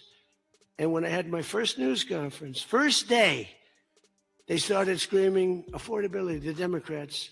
Affordability, they're screaming. I said, what's that all about? They gave it to me. They gave it to me. It's affordability. And they use that word to a fare thee well. Well, they were the ones that created the affordability crisis. I'm the one that got it down. Remember, highest insurance rates in history, highest rates for everything. Eggs, remember eggs? They were 4 times more expensive than they were in my administration. And I got it down, Peter, very quickly. Our secretary. And there's back up. You got it down very quickly, and there's right back up there. I'm just saying, I ain't lying about that. I ain't exaggerating one bit. Eggs are too high in the grocery store right now. Let's be for real, man. Gas is still high at the pump right now. I remember when gas used to be 99 cents. Yeah, what happened to that? You know what I'm saying? Yeah. Can we get some dollar gas? I need some dollar gas for about a month or so. You know, gas be hitting my pockets, man. I need 99 cents a gallon again. You know, when I was a little boy riding in the car with my mom, I pull up to the gas station with her, and I remember vividly that sign said 99 cents a gallon. Yeah, we need that back. You get it down like that, then you're doing something. Did a good job of agriculture. Brooke, she did a great job with eggs and everything else. And now that the oil is coming down, you're going to see everything follow. Everything follows the cost of energy. And we're going to end up having the lowest energy anywhere in the world. Please. Yeah. No, please. Thank you. You're from ABC. You're fake news. Go ahead. To follow up. Now, come on, y'all. You know what I'm saying? Y'all don't listen. You know, and I don't know what area it was, but my grandma and my aunties, when they were coming up, they always told me about 10 cent pop, a quarter for a hamburger. You know what I'm saying? A quarter, you can get your whole meal for 50 cents. Yeah, y'all don't know. Y'all parents ain't never tell y'all about that. They wasn't alive during that time when they was getting pops for a quarter. 10 cents. Yeah. A Coca-Cola costs you 5 cents. Yeah, I'm just saying, man. Lord have mercy. Yeah, those days are gone. They're never coming back. Yeah, you probably will never see 99 cent gas ever in life. You know, it's over with. You know, I just wanted y'all to let me know if I'm the only one that could remember that far back. You know, I didn't get to see the 10 and the 5 cent times with the pop being 5 cents and a burger being 10 cents and things of that nature. A cheeseburger costs you about 15 cents. Yeah, I didn't get to see that time, but I most definitely remember that 99 cent gas. Be able to immediately sell their oil to market, and will U.S. sanctions snap back immediately if there is a delay or collapse in the talks? And then relatedly, is there any safeguard in this deal to prevent Iran from charging what they say could be fees after the 60-day extension? The thing that's going to stop them from doing that, because you can't cover everything in a document, is common sense. They don't want to get bombed. They don't want to get hit. As far as sanctions are concerned, at some point, you know, we have sanctions which will never let them rebuild. They would have no money. They would be in poverty. The 91 million people would starve. So something will happen as soon as they behave. When they behave, we're going to let that go. We're going to have to. I put sanctions on a lot of people and then I let them go. A lot of countries. Yeah, please. Thank you, Mr. President. My name is Shinji Abe. I'm a Japanese Yomiuri newspaper company from the Washington Correspondent. My question is about the Strait of Hormuz. Did you ask other G7 nations to send military force? And what specifically are you asking of Japan? Or where are you from? I'm from Japan. From where? Japan. And is military support? I just left your prime minister. Japan's doing very well. Trump said, I can't understand you. Where you from? What you say? What's up, Japan? What? Say it again, Japan. Yeah, let's go. My biggest fan, I have to tell you. She thinks I did a great job. You have to call her and ask her. She's doing a very good job, by the way. Go ahead. And military support is no longer necessary. Yeah, but what do you want to know? Go ahead, just tell me. What do you want to know? You get to the point, man. We can't understand you. Did you ask other G7 nations to send military force? And what specifically are you asking of Japan? To send the Air Force? For what?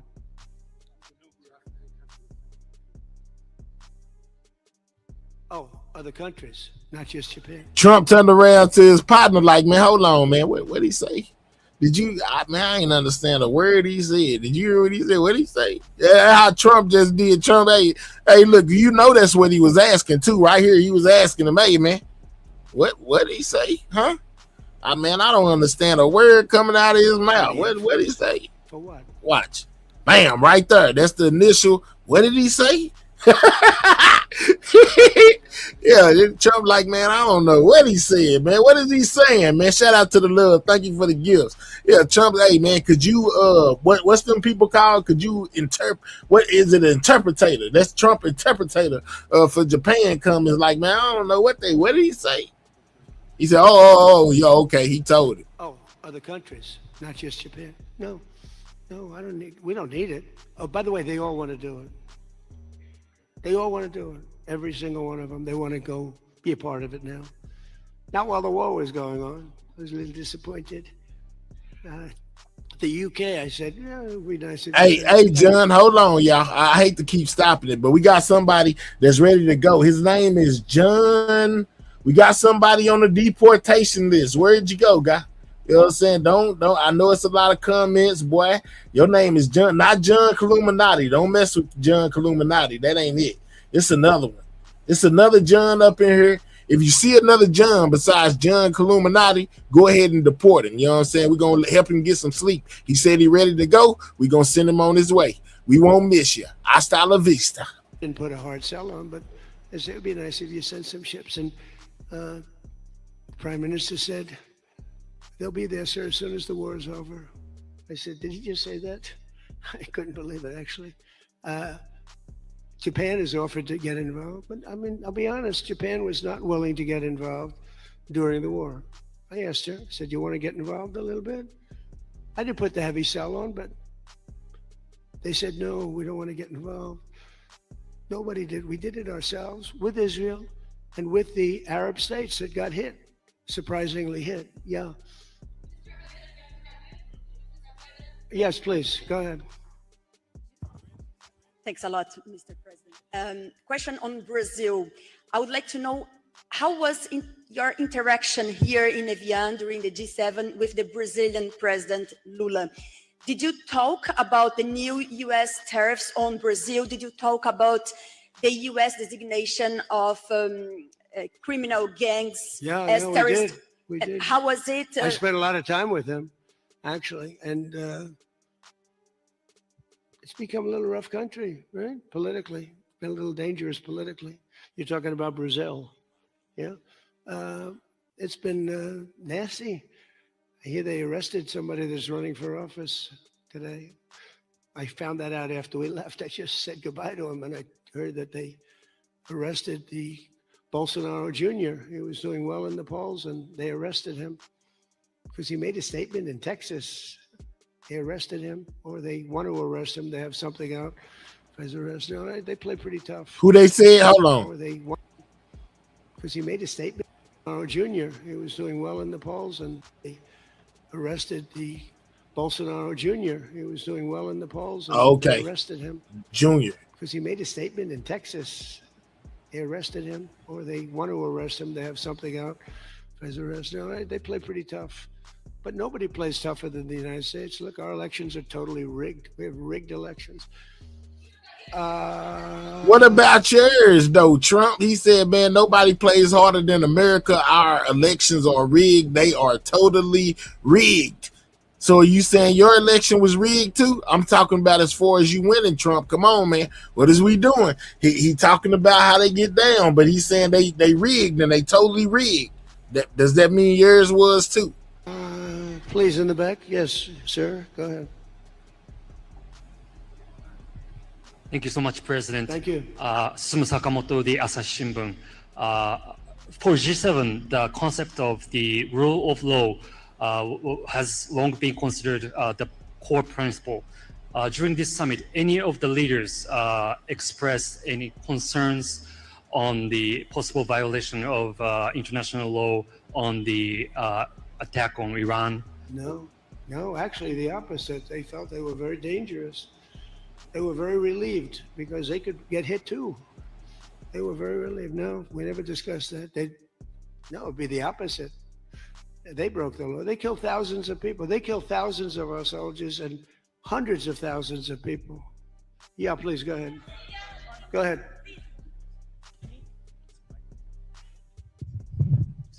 Okay. Mr. President, yes. Yesterday, the Pakistan thanks for the Chinese government to help make a peace talk between Iran and the United States. So what do you think about the China's work to get the United States and Iran sitting down to talk and make the deal? And the second question is... Okay, let me answer the question. Okay. So I think China's been terrific. I told you that before. They could have been bad. They could have sent in to try and block or break the blockade. They could have sent in an oil ship with 6 destroyers alongside of it on each side. They didn't do that. President Xi helped me. He tried to help, and I think he probably helped get it solved. You know, they get 50% of their oil from that location. So that wasn't that easy. President Xi was fantastic. He tried to help me solve it. And he didn't give any big weaponry. I guess we'll find something somewhere along the line, but he didn't give any big weaponry, I can tell you that. No, I think China I couldn't ask for much more.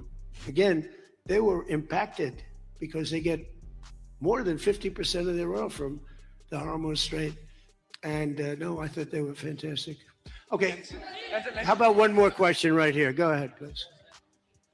The latest YouGov Economist poll shows that Democrats... Shout out to Cut Up Girl for being a member for the last 20 months. She said he needs to take a long nap. Yeah, he do seem a little tired, don't he? Trump seems a little bit exhausted today, guys. You know, but hey, man, he most definitely fighting through it. Let's go. Have lost a shout out to you for being a member. Appreciate it. Ballot. They just have now just a 2-point lead since February. Do you think that they're losing momentum? Well, I see the Republicans in generics. You know, generics are very important. I don't know how accurate, because I see a lot of bad polls. Polls are very dishonest, just like a lot of reporters, like these people over here, are very dishonest. Let's go. We got a brand new member, man. Shout out to the student of war, man, for becoming, you know, a member to the Sidewalk, aka Everything News. Appreciate you, the student of war. Enjoy your membership. It's plenty of content on this type of situations, as well as other situations that have took place within members only, man. You know what I'm saying? Yeah, let's go. You know what I'm saying? That's how I get eat it. Well, let's go. You know what I'm saying? Shout out to you for becoming a member. Enjoy your membership, my guy. Make sure you check out some of that exclusive members only content that I have. Shout out to you. Really dishonest people. But you know, and really networks are very dishonest, and they have to straighten themselves out, or they're not going to be very successful because people don't believe them anymore. But no, the generics are very interesting because the Republicans are coming up strong even before this. You know why? They're seeing all these lunatics, like the guy in Maine with the swastika. You know, for 10 years they've been calling me a Nazi. And now they have a Nazi running. He's got a tattoo on him. I've been denying it for 10 years. They know it's not so, but they've been calling. I don't think they can call it to me anymore. You know, one more. Go ahead, Peter. Let me finish with Peter, because he's been better to me than he's been to Biden. Thank you, President Trump. I have a question about this weekend. Why not stick around for the signing ceremony with this Iran peace deal? I might. You might. Yeah, I might. But I'd rather, this is a memorandum of understanding. It's very important, but it might not be the kind of a document that I should be signing. There's some element to this where you send the vice president. If it works out, great, you look like a genius for sending him. And if it doesn't work out, it's the vice president's I like that idea, sure. What? This way, if it works out, I'm going to take the credit. If it doesn't work out, I'm blaming JD. You better be careful, JD. He's going to turn. Said if it works out, he taking the credit. If it don't, he blaming JD. But JD most definitely is backing Trump, and I'm going to show y'all that just in a second. Hold on. Turn his plane around and get the hell out of here. Yeah, I like that idea. I think it's a good idea. Thank you very much, everybody. Thank you. All right, so we heard what President Trump had to say, you know, regarding this entire situation with Iran, saying that they have basically are are basically about to unanswered, ink a which deal. makes sense because this is a memorandum of understanding, which the president himself acknowledged during one of the last questions he received, which is, hey, you know, if this is such a big deal, why aren't you sticking around to sign it? Because remember, instead, Vice President J.D. Vance is going to be the one traveling to attend the signing ceremony. And the president said, because it's an MOU. And he implied that perhaps it would not come to a final deal because there is a timeline on when they can hash out the fine print, which is 60 days. And so there's a lot of optimism here. The president expressed that during this entire press conference. But the fact is, Reed, that they have 60 days, guys, to iron out the fine things, to get all the kinks out. What we agree to, what we don't, you know, and fix it within 60 days. There is still a lot to work out in terms of the timing, in terms of the logistics, in terms of the security for the Strait of Hormuz, and what Iran is truly going to agree to ultimately for its nuclear ambitions. The president continues to claim that they have agreed to give up all their ambitions for procurement, for development. He was unable to really specify whether that meant for civilian use as well. And you know, another really telling point, Reed, was when it comes to this highly enriched uranium that has been a constant sticking point. Right. And the president said it doesn't really matter when that is retrieved because it's not like they can just go and access it at any point. And so there are still a lot of these details, Reed, that have to be worked out. But what I will say is that the president continues to try to claim this as a victory, even though he himself has acknowledged, rightfully so, that this is really just the jumping off point to start negotiations for filling in all those details that are really going to make a difference, Reed. Well, it certainly is not seen as a huge victory. We have a president who himself says, I like to win, I'm a winner. So can we maybe assume that that's the reason why he's not going to be there for that signing of the memorandum, that this is not the slam dunk win that the president would set his entire value system around? I believe that the president is being cautiously optimistic. And it's not that he doesn't believe this is a victory, because, look, it is a huge development that Iran is coming to the table, that they claim that they, in good faith, are going to try to hash out these details. So I do believe that the president views this as a win, but he wants to sign the big deal with a capital Right. B when it's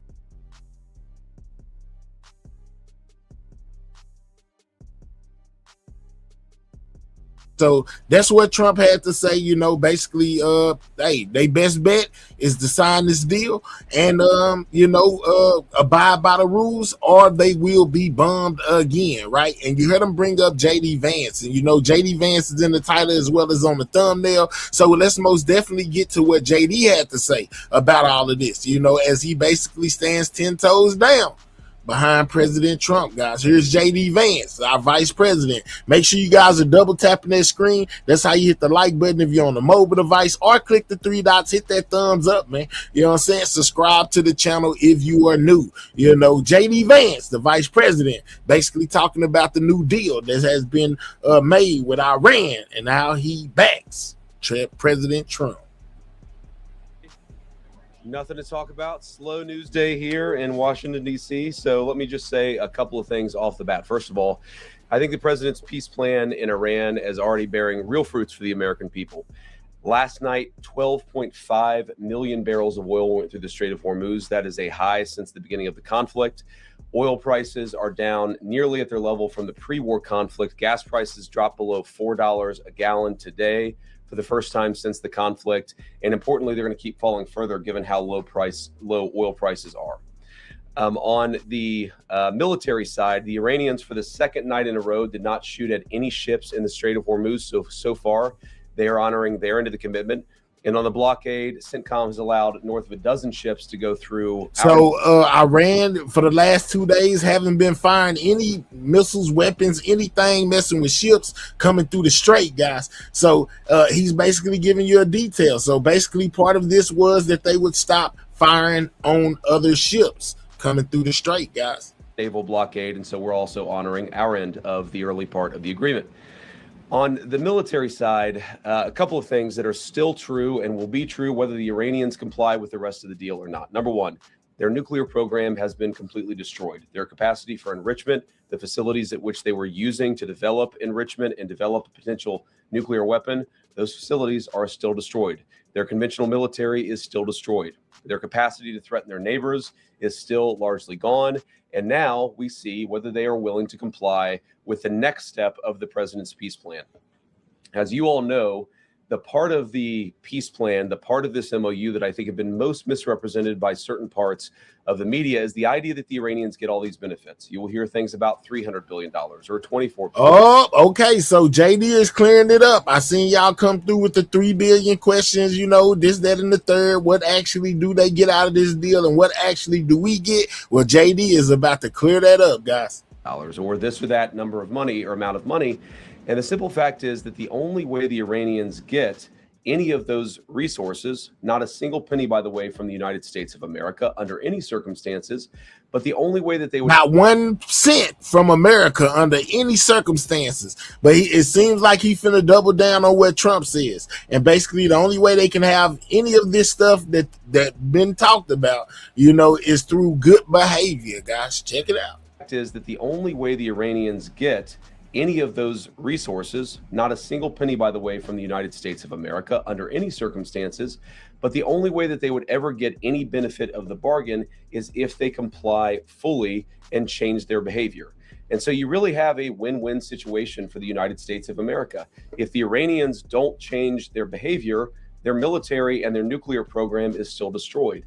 If they do change their behavior, then they are going to have a transformative relationship with the Middle East, and the Middle East will have a transformative relationship with the people of Iran. So it seems like we're kind of like their parents, guys. We got them on a trial basis. You know, we done told them, don't put your hand on the fire. It's hot. It'll burn you. But if they decide to put their hand on the fire, they're going to most definitely get burnt. Let's go. That's a win for the American people and for the president of the United States, regardless of which option the Iranians ultimately choose. We obviously want them to choose the right option.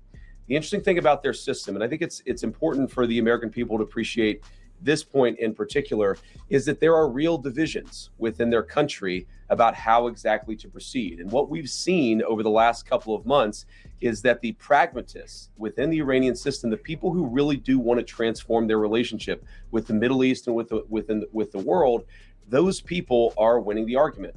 The United States wants those people to win the argument. The United States wants to have a better relationship, but in order for that to happen, the Iranians have to perform. And if they don't perform, as we've said before, they don't get any of the benefits of the bargain. So what I'd ask all of you is just to report honestly that the United States isn't giving up a cent of money to Iran, and even the economic benefits, the sanctions relief and so forth that comes along with this bargain only happens if the Iranians perform. All right, so he said report that America is not giving them not 1 red cent.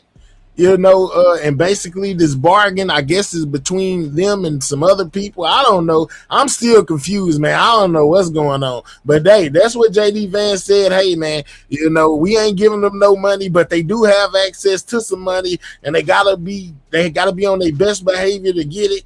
So who is giving them the money? I think Trump said something about some other, I guess, countries in the Middle East or places in the Middle East. I'm still confused, but let's go. So with that, I want to say thanks to all of you. It's good to be with you this morning, and I'll kick it over to questions. Let's start right over here to the right. Thank you, Mr. Vice President. I wanted to ask a follow-up on something you just mentioned. You talked about the possibility of the current Iranian leadership fundamentally changing their behavior. Do you think that the current Iranian leadership recognizes the leverage that the U.S. holds over itself economically and militarily enough to actually go forth with fundamentally changing their behavior over the long term and going about things differently? So I certainly think they you saying, okay, so I see a couple of y'all saying it's their money. You know, we just cut them off from it, and basically we'll let them get back to it if they comply with our demands. It's their money, just like before. We just locked it up. Okay, all right. Okay, let's go. States has over them. We've seen that in a number of our conversations. We've seen that just in their behavior over the last couple of days. They certainly recognize that the United States has great leverage. Will that ultimately lead to a change in behavior? I don't know. You know, I've seen skeptics of the deal. People say, the Iranians will never change their behavior. Well, maybe that's true. And if so, they don't get any of the benefits of the bargain. But isn't it worth trying? Isn't it worth seeing whether this incredibly weakened position that the president of the United States has put the Iranians under, whether that motivates them to change their behavior, not just vis-a-vis the West, but vis-a-vis the Middle East? And one of the interesting things about this is, you know, the technical details of this, we can, of course, get into. There are going to be any number of opinions about the negotiation, about where it's ultimately going to go. But I tend to think that you should trust the people who know the Iranians the best and who have the most to lose. What are the Gulf Arab states saying about this deal? What are they saying about this deal compared to the JCPOA in 2015? This is the Obama nuclear deal. Well, back then, they hated that deal. They felt like it empowered the Iranians to be bad actors across the region. And of course, that's exactly what happened. They were right about that. What are they saying about the president's peace deal? They're saying this is an amazingly transformative thing for the region because either way, we and the broader region win. Iran is weakened, their nuclear program destroyed, their economy in desperate straits. And if they change their behavior, big things are going to happen for Iran and for the world. If they don't, no skin off our backs. Either way, we win. And that's the way the president has set up this deal and this negotiation. Thank you, Mr. Vice Yep. President. Just a quick housekeeping question. Just think you answered in your temper, but did the 60-day period officially begin yesterday? I would say the 60-day period officially started today. It was signed late, and it may have even been signed technically, you know, because of the time shift. I think it's signed technically today, Iran time. So yes, the deal started yesterday. We're going to start the 60-day clock today. Go ahead. So JD went there. Remember, they said JD was going there. They said JD says that the deal started yesterday, which he recorded this a little bit earlier. He said the deal started yesterday, and the 60-day probation period basically starts today, guys. So yeah, it seems that they have inked the deal. Let's understand President Trump's shift on his stance for Iran's ballistic missile program. Initially, it was a key objective to dismantle it. Yesterday, he said it would only be fair if they had some, if the countries around Iran also had some. So when and why did that change? And will the final agreement have any restrictions on these missiles? So we destroyed a substantial number of their ballistic missiles and their ballistic missile launchers themselves. It's not just the bullets, but it's the actual gun. And that's what we were extremely effective at in destroying during the last 3 months of the campaign. All the president said yesterday is that, of course, yes, homebody, yes, countries don't give up the right of self-defense. Israel doesn't give up the right of self-defense if Hezbollah fires rockets or drones at Israel. The Iranians don't give up the right of self-defense in their country. But we do expect that as part of the final deal, they are not going to be able to build the kind of missiles that can broadly threaten the entire world. And that's what the President of the United States said yesterday. And look, I mean, it's very simple. You can't tell a country, whether Israel or Iran, they're not allowed to have any self-defense. That's not what the president has asked. That's not what the president has requested. But as part of the final deal, what we want to see is Iran not funding regional instability, funding regional terrorism, and of course, trying to rebuild their nuclear weapons program. That's the main thing. The nuclear weapons program is destroyed. It is gone. We got it, guys. Iran cannot have a nuclear weapon under any circumstances. That's what they just, that's repetitive. They don't want them to have a nuke at all. And they are saying basically we destroyed their whole nuclear program and we hope they don't rebuild it. Tomorrow to build a nuclear weapon, they simply don't have the capacity in order to do that. What we're trying to ensure is they don't rebuild that capacity, not just a year from now, 2 years from now, but many, many years from now, so that our children never have to worry about a state sponsor of terrorism having a nuclear weapon. Thank you, Mr. Vice President. You were just saying that you're hoping this deal would prevent Iran in the future from getting a nuclear weapon. But from what's been put out there of the MOU, I'm curious, how does the MOU reflect that in the future Iran will not in fact get a nuclear weapon? What's stopping them from down the road, to your point, rebuilding and restarting from where we were pre the war? Well, number one, they would have to get a lot of money in order to rebuild the nuclear program. You're talking about billions and billions of nuclear infrastructure that the United States destroyed. In order for them to rebuild that program, they would have to get a lot of money. And we have them in an economic chokehold right now that we're not going to release until they fundamentally change their behavior. What would that look like? That would mean a real inspections regime. That would mean a real enforcement regime. As the MOU contemplates, that would mean the destruction of their enriched stockpile. All of these things are the sorts of steps you're going to take if you're serious about ending your nuclear weapons program. And that, again, is why I go back to this fundamental trade that's built into the deal. They need money to do anything. Their economy is in absolute dire straits. But in order for them to get any integration into the world economy, they're going to have to show us and verify for us that they are changing their behavior. And that's why the deal is set up in the way that it is. Go ahead. President Trump said yesterday that he was going to blame you if the talks with Iran go sideways. Are you worried that he's going to make you the fall guy? No, not at all. I mean, I think the president was joking, but as he often does. But no, I think, look, the entire team has worked very well on this, and we've got this thing to a very good place for the American people. Now, I have seen some progressive criticisms of me personally saying, what experience does the Vice President of the United States have with hostile, high-stakes negotiations? And I would point those progressive critics to the fact that just 2 days ago, I spent over an hour on The View.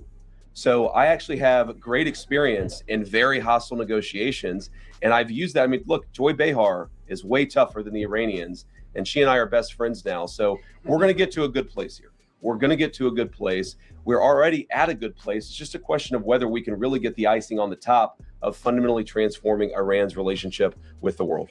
Go ahead. Thank you. A couple of just timing questions. How soon, as the MOU lays out, can Iran start selling any of its oil that has sort of been impounded, right, with the blockade?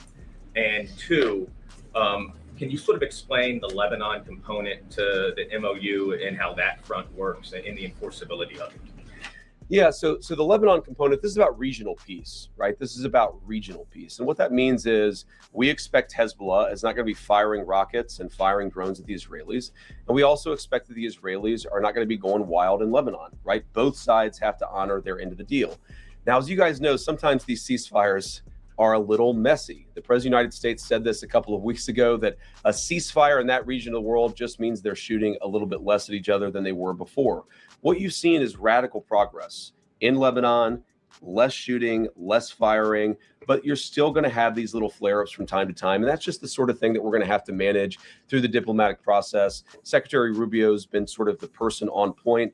It's actually worked out extraordinarily well because we do have substantially less shooting, but it's going to be something we have to manage. And eventually what we want to see is the Lebanese government, the elected representatives of the people of Lebanon, who are able to police southern Lebanon so that Hezbollah is not taken over the country, the Israelis are not threatened, and then consequently the Israelis are not attacking southern Lebanon or Beirut either. That's the plan there. You asked about the Iranian oil. Look, one of the interesting things that you've seen is that the Iranians have been completely unable to sell oil, not because of sanctions, but because of the blockade. Fundamentally, the thing that we have done here, the original, what we give, what they give, is that we said we're going to lift the blockade, we're going to allow you to sell some of your oil, and they're going to open the Strait of Hormuz. We see that process starting to work already. It's going to take a little time before it picks up fully, but that's where we are today. Yeah, so basically they're going to open back up the strait, guys. We're going to remove the blockade, we're going to remove some of our people from over there where y'all at. And if y'all don't do what we want y'all to do, we'll be back. Go ahead. Thank you, Mr. Vice President. The MOU, just on the strait, the MOU guarantees these 60 days of toll-free passage, but after that, it has, of course, led to a regional dialogue with Oman and Iran deciding the future governance of the strait. A senior U.S. official told us yesterday that they expect Iran to push aggressively on this, but also that Gulf states won't allow any kind of tolls. How strenuously will the U.S. fight to keep tolls out of the strait and keep any fees away from the future strait, commercial traffic? And are you going to leave it to the Gulf states to kind of fight this battle? Well, first of all, we believe international waterways should be free of tolls. And that's been our position. That's what you see, of course, in the 60 days of the MOU. And when you say it leaves it open, it doesn't really leave it open, except in the sense that, of course, the final negotiation is going to set the terms of what comes afterwards, right? You said, I think that it's the Omanis and the Iranians, but it's actually the MOU contemplates that the Omanis, the Iranians, and the Gulf Coast Coalition together will figure out a proper security framework for the straits in the future. And what I mean by that is that we don't ever want this to happen again. Right? That's not about tolling. That's about ensuring that the straits are never used as a choke point for the global economy ever again. It's frankly not what the Iranians want. It's not what the Omanis want. It's not what the GCC wants either.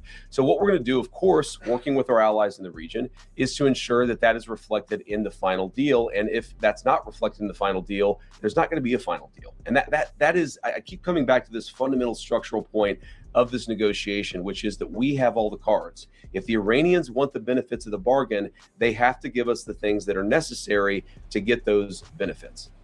Go ahead. I think we need their all, man. You know what I'm saying? And if you, well, you may not have been here earlier, but after it's over, if you run it back, you hear Trump say, you know, basically because he took out Soleimani is kind of the reason why we're actually over there doing what we're doing. I think he took it real personal, if you ask me. They went to trying to take him out by, you know, attempts on his life and things of that nature. So, yeah, man, I don't think it's about no oil. I don't think it's about the nuclear program. These are my personal opinions. I don't think it's about none of that. I think it's about the fact that Trump eliminated Soleimani, and then they started trying to eliminate Trump, and Trump, you know, basically responded by going to go try to blow up their country. I'm just saying. Thank you, Mr. Vice President. We'll do both. Okay. Both of you guys. There's one in the white and then one in, you know, orange, I think. What about the pink? I'm sorry? Okay. Maybe I'm colorblind. It looks more orange to me. I don't want to have a debate about that. Orange, pinkish. You go first, and then in front of you, you can go second. President, thank you, Mr. Vice President. How does the points about granting some immediate waivers on sanctions, especially from the Treasury Department, how does that square with the Iran Nuclear Agreement Review Act? And are you planning on briefing Congress on this portion? Yeah, so I talked to James Braid, our head of OLA. We do plan to brief Congress very soon. I believe that they got the formal copy of the signed document this morning. And if not, they're going to get it at some point later today. We are planning a briefing. I believe right now the House is out of session. The Senate is in session, though maybe I've reversed that. But we're going to ensure that the team briefs Congress and, of course, answers their questions. We've been doing that informally, of course, talking to a number of people in Congress just over the last week. We'll keep on doing that, and we'll have a formal briefing. I won't say exactly. Hey, my guy, I understand whatever it is, design this thing that you're talking about, but don't push your views off on me. You know, that's how you feel, fool. Yeah, I'm not your fool. But anyway, that's how you feel, fool. You know, that may not be how I feel. Respect my mind like I respect yours, fool. You know what I'm saying, fool? All right, fool. Let's get back to it, fool. When that will be, because it depends a little bit about session schedule. Your point about the sanctions is I'll go back to what I said earlier, which is really the choke point on Iranian oil was never the sanctions. We didn't see that as a major concession to the Iranians. Frankly, the Iranians didn't see that as a concession to them, because what prevented them from selling oil was not the sanctions. They were selling plenty of oil without any discount because the sanctions were just fundamentally ineffective at that point. What the sanctions did do is... Boy, your face ignorant. That's why you don't got it on there. I bet you got an ignorant face. You know what I'm saying? I bet you got an ignorant face. I'm just saying. Move the Iranian financial system to sort of the shadow banking system. So by lifting the blockade, that's the significant thing that has changed. And by lifting the sanctions, we're actually going to be able to see a little bit where their financial system actually sends money and receives money. That's a real benefit to the American people. And that's really the only thing that has changed by the change in sanctions. Oh, sorry. Yeah, sorry. I forgot that part of the question. No, we don't think so. We actually have an opinion from OLC we feel quite confident about that. You know, Congress does. There are certain things that require congressional approval. There are certain things that don't require congressional approval. We feel quite confident that we can temporarily lift those sanctions without going to Congress and seeking their approval on that. Apparently, there's been reports coming out of Israel that Iran is already funneling oil money to Hezbollah even before this particular MOU was signed. And how exactly is the U.S. looking at this? If we're talking about behavior on part of Iran, I mean, October 7th happened. Yes, sir. I'm from a red state, Texas, sir. You know what I'm saying? I'm from Texas. MTK. You know, gold monkey face. I'm from Texas, man. I am from a red state, fool. But guess what, fool? You come to my state playing, fool. We'll get you right, fool. You know what I'm saying? Come on down to Texas to this red state playing, and we'll get you right, fool. Perhaps Hezbollah could end up doing some sort of hack on that scale, then, how exactly are we talking about the reaction to the United States? If we're talking about perhaps a humongous scale attack that actually could happen, are we waiting for that type of attack? I mean, what exactly is a scale? Look at them. They popping out. Y'all don't like the way I'm talking to that fool? Remember, that fool came in here calling me a fool. So you're very uneducated for listening to what that fool got to tell you. He mad and can't respect my mind because I don't want him to be spamming my chat talking about no Zionists. Man, listen, bro. You know what I'm saying? Stop playing with me like Trump said, bro. What do you want me to do, bro? Just saying. Sorry, you said what exactly is a scale? Well, I mean, like, what type of attack would it take to actually get a reaction from the United States to say, okay, now we're actually going to start dropping bombs on Iran for having bad behavior? Well, we don't want a scale of any attack. Any attack, whatever it's. You're not speaking my language, fool. Don't switch it up, fool. You know what I'm saying? You ain't speaking my language, fool. I don't speak the food language. That's what you speak. You came in here talking about that, not me, fool. Is unacceptable under this agreement. Now, you asked the question saying that oil money was flowing to Hezbollah before the MOU was signed, and it's one of the reasons why we are actually engaged in this process is to ensure that no money is flowing to Hezbollah. So it's interesting where people will say that the MOU is bad because the MOU produces consequences that were actually happening well before the MOU was signed. That's not a reflection on the MOU. That's a reflection of. And that's how I can tell that you're not the sharpest pencil in the box, guy. Talking about brainwash MAGA. I'm not MAGA, fool. I'm MAGA, however you say. I'm not one of them. You know what I'm saying? I'm neutral. I'm for what's right, fool. You know what I'm saying? Yeah. For fool. Yeah. I'm just saying.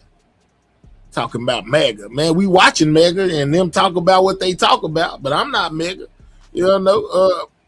I'm independent.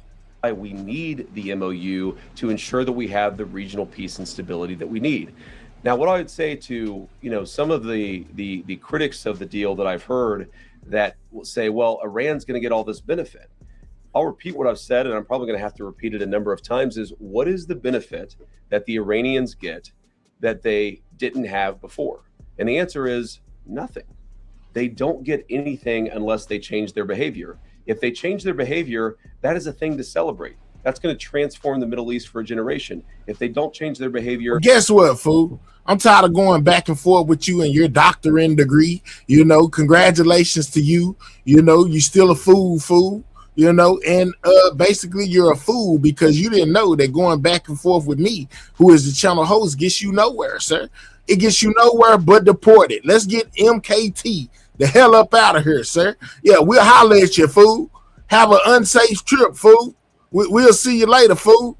Find you somewhere else to watch, fool. Yeah, I'm tired of talking to a fool. Goodbye. They don't get the benefit of the bargain. And I think, I got to be honest, I think fundamentally this idea that, and it's a misrepresentation of the MOU, this idea that the Iranians get all these benefits before the deal is actually consummated. The idea that they get benefits before they change their behavior is fundamentally a talking point that is issued by people who want the conflict to continue indefinitely, despite the fact that that's not good for the American people and it's not good for the region. Way in the back. All the way back in the red. Thank you so much, Mr. Vice President. Mr. Vice President. Red here, you mean? Are you red? We'll do, okay, sorry. Thank you. I'm wearing bright red. So many people are wearing red. You can go first. Kara, right? Thank you, Kara. Okay, Thank and then you. next after that. Okay, great. Could you highlight the major differences between this deal and President Obama's deal in 2015 and why the administration believes that this deal is superior? And second, Mr. Vice President, President Trump has been vocal lately about his disapproval for Bibi Netanyahu's attacks on Lebanon. Has the administration spoken to Bibi Netanyahu directly about the president's concerns recently, and what is the feedback from Israel? Yeah, so we speak to Bibi or speak to somebody in the Israeli government, just as we speak to the Gulf Coast Coalition, our regional partners, pretty much every day, at least at some high level of our government. Look, the president's been very clear. He does not withdraw from Israel. No one could withdraw from another country the right of self-defense. Israel has the right to defend itself, but fundamentally, the Israelis, just like everybody else, have to respect this peace process that is fundamentally good for them and good for the entire region. What the president gets grown frustrated sometimes is that we seem to be right on the cusp of a major breakthrough in the agreement, and then all of a sudden there's a major explosion that goes off in a civilian population center in Beirut, and a lot of people who have nothing to do with Hezbollah lose their lives. That's not acceptable. That's the sort of thing that we've asked for closer coordination so that we ensure it doesn't happen. And our message to the Israelis, just as our message to everybody else, is fundamentally, we want this peace process to be good for you. We do not want Hezbollah attacking Israel, but in order to ensure that that happens, we have got to actually build the kind of regional framework that can cut off the money to Hezbollah, cut off Iranian support for Hezbollah, and also ensure that Lebanon's territorial sovereignty is respected by all parties. And the difference between the two agreements. So first of all, the two big differences are not even in the substance of the deal. Shout out to the Golden Girls in the building. Shout out to Maddie for being a member for the last 15 months. She says, salute Meher IGT and the Sidewalk Gang. Shout out to you, Maddie, and thank you for your continued support. 15 months in the game. Let's go. Itself, but something I said earlier are, number one, the Gulf Coast Coalition loves this deal because they think that it makes Iran weaker. They hated the Obama deal because they thought that it made Iran stronger. They know more about this, and they have more to lose than anybody, including the United States of America, so I trust their judgment. The second thing is where the deal came from. You have to remember, in 2015, Iran had built a sophisticated nuclear weapons program with a nuclear weapons stockpile. So the perspective that we came at as the United States was, you already have a really nice shout out to that 10, Maddie. Thank you very much. You know, we love you over here. Shout out to you for that 10. Where we're coming at it is, we already destroyed your nuclear program. And so if you promise and show verifiable pathways to not rebuild it, then we're willing to give you some sanctions relief and things like that. So it's a fundamentally different perspective. Now, there are all these substantive differences as well. The Obama nuclear deal allowed enrichment. Ours will not. The Obama deal allowed the accumulation of stockpiled weapons-grade material. Maddie is down there showing out. Shout out to her for gifting that membership as well. If you get that membership, make sure you thank her. You know what I'm saying? Shout out to Maddie for gifting that membership. Most definitely appreciate it. I know you didn't have to, but you did, and thank you. Destruction of that stockpile of enriched material. So there are many differences. The Obama deal gave them over $1 billion of American money. This deal gives them $0 of American money. So a lot of substantive differences, but I think the most important differences are where we're coming at it from a position of strength and the fact that our Gulf Coast partners love this deal. And y'all, hold on. So there go another thing with this $300 billion. Thinking the $300 billion will be shared contributions from U.S. and other allies in the form of foreign aid, paying U.S.-based and allies-based companies to build in Iran. So basically, you know, JD doubles down as well as Trump did that $300 billion ain't got nothing to do with us. It's not American money, is what Trump and Vance are saying. No, sorry. I said the other, all the way in the back. Thank you. Margaret with the Daily Wire. The president has said that if Iran doesn't behave themselves, we're going to resume military action. So what is the red line for what Iran can do before they cross that red line and we do resume the military action? Well, it's going to be a holistic approach where we look at their behavior.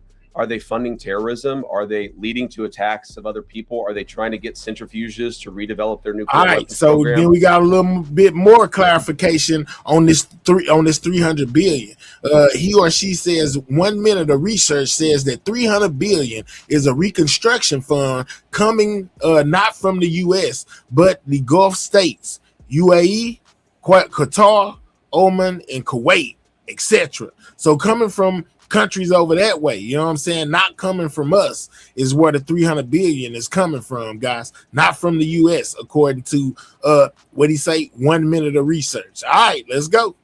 There are all these questions that we're going to ask about whether they've actually changed their behavior. Do they allow the inspectors in as they have promised that they would do, or do they refuse to allow those inspectors in? A whole host of things we're going to see. We're working towards a very successful resolution of this process. But again, it takes two to tango. And what the president's just saying is that we maintain economic, diplomatic, and military leverage that nobody else in the world has. So if the Iranians want to change, great. we're going to help them. If they don't change, we still got all the cards. Thank you. Yeah. Oh, sorry. In the blue jacket. Yep. Right here. This one right here, Mr. Vice President. That's a Navy jacket. Should we have a debate about the difference between blue and Navy? Not that guy, because you give a speech whenever you ask a question. I'm going to give her an opportunity. Hold on. Guys, you're speaking over the person who's asking the question. There's been a lot of frustrations with Americans, particularly about the gas prices. You touted the fact that the president has gone on Truth Social touting this. But when should they expect to see gas reach that $3 threshold? Well, I'm not an economist, and I think even the economists would get this wrong. But the fact that you've seen gas come down about 65 cents a gallon on the national average, and the fact that you see oil prices that are basically close to where they were at the very beginning of the conflict, I think you're going to see a substantial reduction in gas prices. I'm not going to predict the exact price. If I was able to do that, I might be in a different business than politics. But we do think you're going to see significant relief at the pump on top of what we've already seen. Thank you, Mr. Vice President.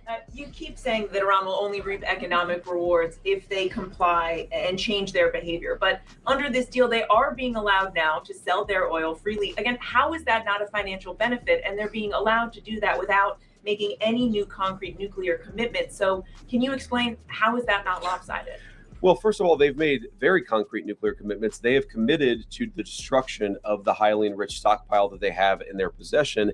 But number two, all we've done is lift the blockade in the Straits of Hormuz. We basically returned it to where it was before the conflict. The blockade is off. We put that in after the conflict started. The straits are now open. That's not a new benefit to the Iranians. They were selling oil for many, many years, well before we ever put the blockade. We opposed that blockade. They stopped selling oil, and now we've lifted the blockade in order to promote the free flow of energy across the world. Go ahead. A U.S. official described having secured some of these quote-unquote gentlemen's agreements with Iran on certain aspects of the negotiation.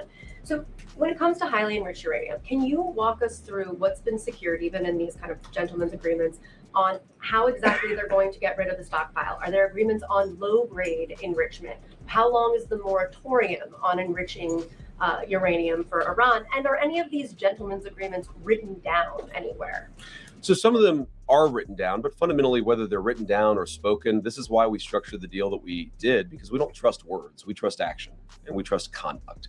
And so we're going to reward conduct, and we're not going to reward any words, whether they're written on a sheet of paper or not. Say he don't care about them words, man. Actions speak louder than words. He want to actually see Iran. They want to see Iran do better, guys. You know what I'm saying? As far as their behavior, you know, we ain't going off what the papers say. We going off their actions, is what JD Vance is saying. And if their actions don't align with what they signed to on the paper, then we basically gonna keep bumming. There's a lot of discussion, the MOU, the gentleman's agreements, the final deal. Words don't matter, ladies and gentlemen. We're about verification. And so what we're going to do is to say, if they do the things that they have promised to do, they have promised not to enrich. They have promised that they would allow inspectors in to destroy that highly enriched stockpile. And then, of course, it's not usable anymore. You take it somewhere else. They promised a number of things. And that's why the deal contemplates a number of benefits if they do those things. But it doesn't do anything if they don't actually meet those promises. Go ahead.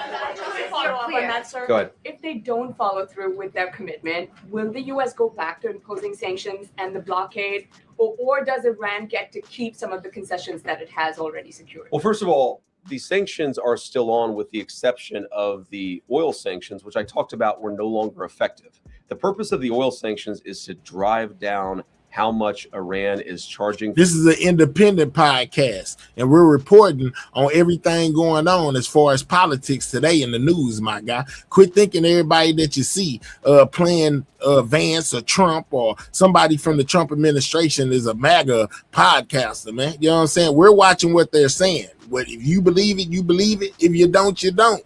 That's what a free thinker does. You know what I'm talking about? Like me, I'm a free thinker. I'm a free person. I watch both sides, all sides, and come up with my own conclusion.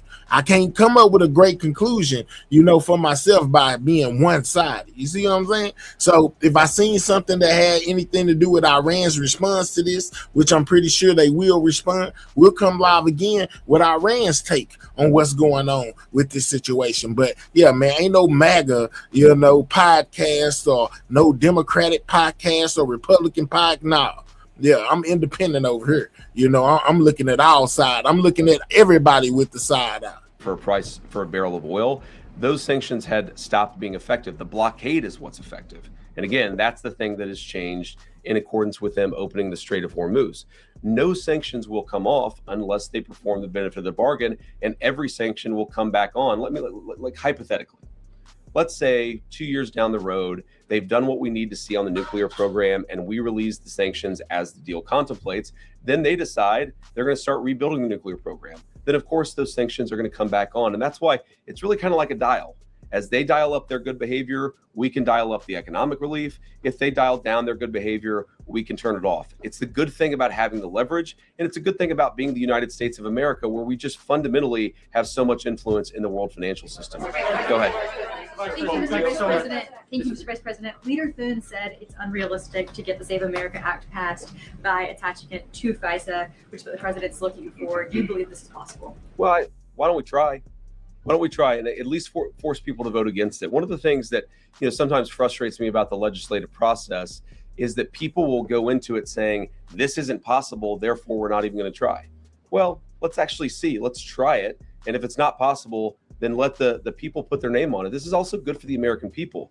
How many American senators know that the American people love the Save America Act because they believe in voter ID? But how many of those same senators don't want to vote for it because they know that the radical elements within their own party would punish them for it? Let people go on the record and actually answer to the American people, which is why I think we should do exactly as the president said. Rob.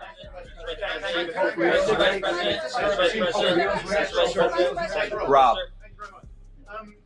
On Monday, we were told the MOU will be published within 48 hours.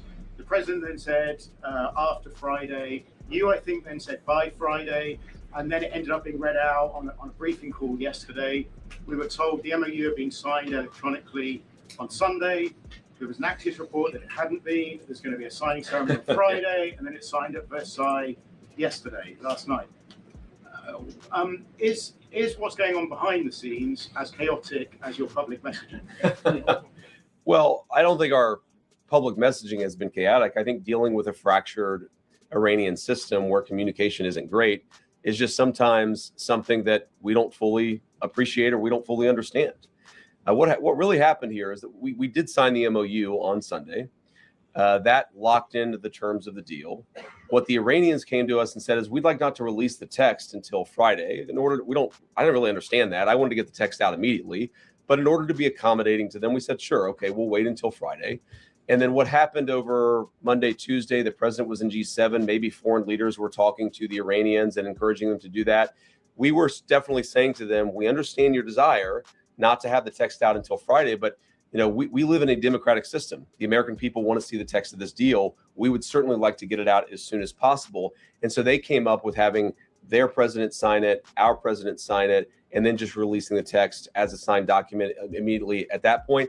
I do wonder, Rob, this is pure conjecture. I'm just guessing at this. I wonder if part of it is that they wanted to have a Persian translation, a Farsi translation that they felt good about. And then, of course, once they translate it into Farsi, our State Department has to confirm that the Farsi translation matches the meaning of the English. I think that is part of what was going on here. But the text is out there now. We said that we would be transparent about it. But the reason why it went back and forth a little bit about when exactly the text would be released is just we were trying to show good faith to the Iranians, who, for reasons I have no idea, cared a lot about how the text itself was rolled out. Blue tie there. Thank you very much. Thank you very much, Mr. Vice President. As you know, because you were involved in this process, the MOU allows for Iran to sell its oil right away, which means that Iran can take in on a monthly basis tens of millions of dollars. Iran's economy was in tatters. How is this not essentially giving a lifeline to Iran economically, and what's to prevent Iran from using all of that money, all of those millions of dollars, to prop up its proxies in the region? Well, the number one thing is that we actually see where the money moves now because of what we've done with the financial sanctions. We actually know where the money is going to move.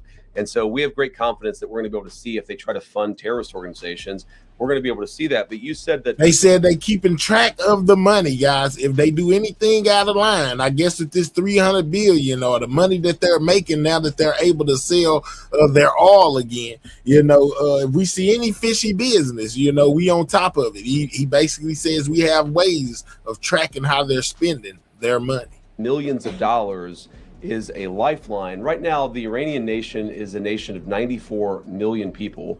Their economy is in a free fall. They have sky-high inflation, and fundamentally, about $1 trillion of damage to their industrial base was caused over the last 3 months. The idea that selling a few $1 million worth of barrels of, or a few $1 million worth of oil is going to fundamentally transform the Iranian economy, that's just not true. We thought that it would be good in order to lift the blockade and open the Straits of Hormuz to allow the free flow of energy. We felt that it was reasonable that if we're going to allow everybody else to sell their energy during this period of negotiation, we would allow everyone to sell their energy. That's all we're doing. We can slap everything right back on if the Iranians don't make the deal that we expect. Yeah. Either one. Yeah. Guys, how about both of you? Go ahead. Mr. Vice President, so President Trump said we'll finish one, talking about Iran, and he said then Cuba is next. Is Cuba next? And also on Colombia, Mr. Vice President, he has mentioned Colombia 3 times this week. Why is it so important, the election day in Colombia for President Trump? You guys have to ask Marco about Cuba. That's not. Look, our view, go ahead in a second, but let me just actually answer this guy's question. Fundamentally, in Cuba, it is a system that hasn't worked. They can't make any money. Their economy is, frankly, probably in worse shape than the Iranian economy. It's 90 miles from our shore, so every time that there's a crisis, you end up having desperate refugees or desperate, people who can't feed their families trying to flood into our country. We want the people of Cuba to be happy and successful. We're actually talking to the Cuban government right now about how they could change their ways to change that. We're going to see what they do, and obviously, if they do one thing, we're going to do something. If they make smart decisions, we're going to have a much better relationship with that island. Go ahead. Mr. Vice President, thank you so much. I know that you are still not sure if you are going to run for president in 2028, but if you do not, is there anyone in particular that you would want to see run? What's your name? Steven Kapuska. Sorry. I want Steven Kapuska to run for president in 2028. Go ahead. Go ahead. Thank you, Vice President. Vince, I've got 2 questions. Could you describe the status of your Switzerland trip? Are you definitely still going? What are your plans? And also, if we could drill down on frozen funds, there's been a lot of focus on oil sanctions, but on frozen funds, what's your understanding of how much money is frozen? How much of that is in the U.S.? And a senior administration official briefed some of us reporters earlier this week that there might be small antes, is what he said, like small releases of money to build trust with the Iranians early on. Can you describe that whole situation? So on the frozen funds, the amount of money, I honestly don't know. I've heard numbers north of $100 billion. I've actually heard numbers north of $200 billion. Most of it is not in United States accounts. Most of it's either in the Gulf or in Europe or somewhere else. But I don't know the exact amount of money. It's a lot. It's one of the reasons why we've had such a successful chokehold on the Iranian economy, though by not even close to the main reason. We're not releasing a single dollar of that money until the Iranians perform. And there are a number of ways they could perform. For example, let's say they actually take meaningful steps, and this could happen very quickly, to destroy that stockpile of enriched material, then we're going to have a conversation about it. But they have to perform. I've seen some reports, I don't know where this came from, that the Qataris had released billions of dollars in Iranian assets. That's just not true. It would be impossible for the Qataris to do that without our buy-in, and certainly without us seeing it. So a lot of this reporting is just fundamentally wrong. They don't get a dollar of unfrozen assets, their money, not our money, but they don't get a dollar of unfrozen assets until they actually perform under the deal. You asked about Switzerland. Our plan is to go to Switzerland. I don't know. I don't know if y'all caught that. He said they don't get $1 of their frozen assets. So America basically has frozen their money, which is basically what has been said earlier, right? And then basically that's why they're saying that the money ain't coming from them. And I also be hearing people saying, that it's Iran's money. We just froze it, basically made it unaccessible to them. And now that when they sign this deal, the final deal, then they'll have access back to their own funds. So maybe that's part of where that $300 billion is coming from. Exactly when. The way that we're setting up this technical negotiation is that obviously you're going to have the political leadership involved. Excuse me. We're going to have people on the ground actually driving the technical talks, the nuclear talks. How do you destroy this highly enriched uranium? All that stuff that you really just have to get into the nitty gritty on. So, I plan to go to Switzerland. Exactly when, we think these technical negotiations are going to start sometime this weekend. That's still the plan, but that could change because it's not an easy country, Iran, to get out of. And so we're trying to figure out exactly when that's going to happen. I suspect this weekend, but I'm not sure. You're not going tomorrow to Switzerland. I may, it just depends on exactly when the Iranians can get there. We're trying to figure that out as we speak. But again, I suspect it will happen this weekend. We're going to find out exactly whenever the coming days. Go ahead, babe. Well, thank you so much, Mr. Vice President. Just two questions for you. To follow up on an earlier question, Secretary Rubio said in March that the goal of this war was to, quote, to eliminate the threat of Iran's short-range ballistic missiles. You just said earlier that the military program is destroyed. U.S. intelligence estimates that Iran still retains roughly 70% of its pre-war ballistic and cruise missile stockpile. So when did the administration decide to abandon that part of the original mission? And then just second as well, moving forward, are you leading the U.S. team moving forward in terms of the negotiations? How involved will you be? Yeah, so I'm certainly planning to lead the U.S. negotiating team. But on the first question, you talked about an intelligence report that was anonymously leaked to a reporter that was not with context and that frankly is not accurate. What has changed about the Iranian ballistics missile program is it matters much less the number of missiles they have, the number of bullets. What matters much more is the number of launchers they have, and importantly, the teams on the ground that have the capacity to launch those missiles. Their ability to launch missiles has been substantially degraded. Is it zero? No, but it's substantially degraded. And in that sense, we haven't abandoned the mission. We've accomplished that particular part of the mission. If you look at the Gulf Arab allies, and obviously the Israelis who faced a lot, the two of them together faced a brunt of these missile attacks, each of them feels substantially safer today from the Iranian missile threat than they did before. Obviously, that is something that we would like to continue. All the president said yesterday is that you can't expect any country to give up its right of self-defense. You have to have parity, and that's what the president of the United States was talking about. Go ahead. No, guys. Yeah. Leo's reaction to the MOU, the Memorandum of Understanding. I have it. What did he say? All right, okay. I'll give you the short version. Sir. Yeah, sorry. Okay. He said. Go ahead. After you.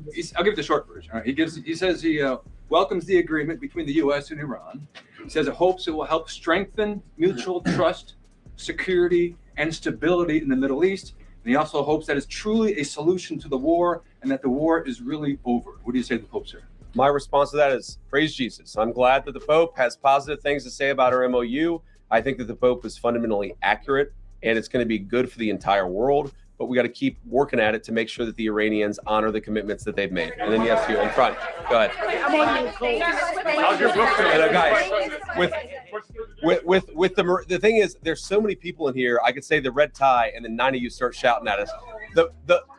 The burgundy tie. The MOU calls for There we go, that guy. Yeah, sorry. Thank you. The MOU calls for a U.S. troop withdrawal from the Gulf region tied to the final deal. Can you say whether the drawdown will affect U.S. forces past Iraq and Syria, where American troops currently help protect Kurdish-held areas from the Iranian-backed militias? Okay, so the drawdown contemplated, again, this is the final deal. This is assuming that the Iranians comply, that they give us verification, that they take real substantial conduct towards this peace agreement. What we're saying is that we will withdraw troops to the pre-conflict level, meaning we're not going to keep a couple of extra aircraft carrier groups over there. The Iranians don't want that. Frankly, we don't want that either. Go ahead. Yeah. It's not going to be funding that $300 billion fund. Who exactly is funding that? Is that private companies? And I also noticed that your voice is hoarse. Are you sick? Okay, so the $300 billion question comes up again. They basically finna clarify once more that America is not giving 1 cent. This money is coming as far as Iran's frozen assets, basically, and then other countries over there in the Middle East, guys, not from America. Let's go. It's not going to be funding that $300 billion fund. Who exactly is funding that? Is that private companies? And I also noticed that your voice is hoarse. Are you sick? Have you been using your voice a lot? Well, I've been on a bit of a book tour the past couple of days, but I can't promote my book here in the White House press briefing room. I had a cold about a week ago. That and talking a lot about this deal and talking a lot about the book, I'm definitely a little bit hoarse. But well, you most definitely just promoted the book by even saying something about the book. So you got a little slick promotion in. Let's go, Vance. But I can't promote my book here in the White House press briefing room. I had a cold about a week ago. That and talking a lot about this deal and talking a lot about the book, I'm definitely a little bit hoarse.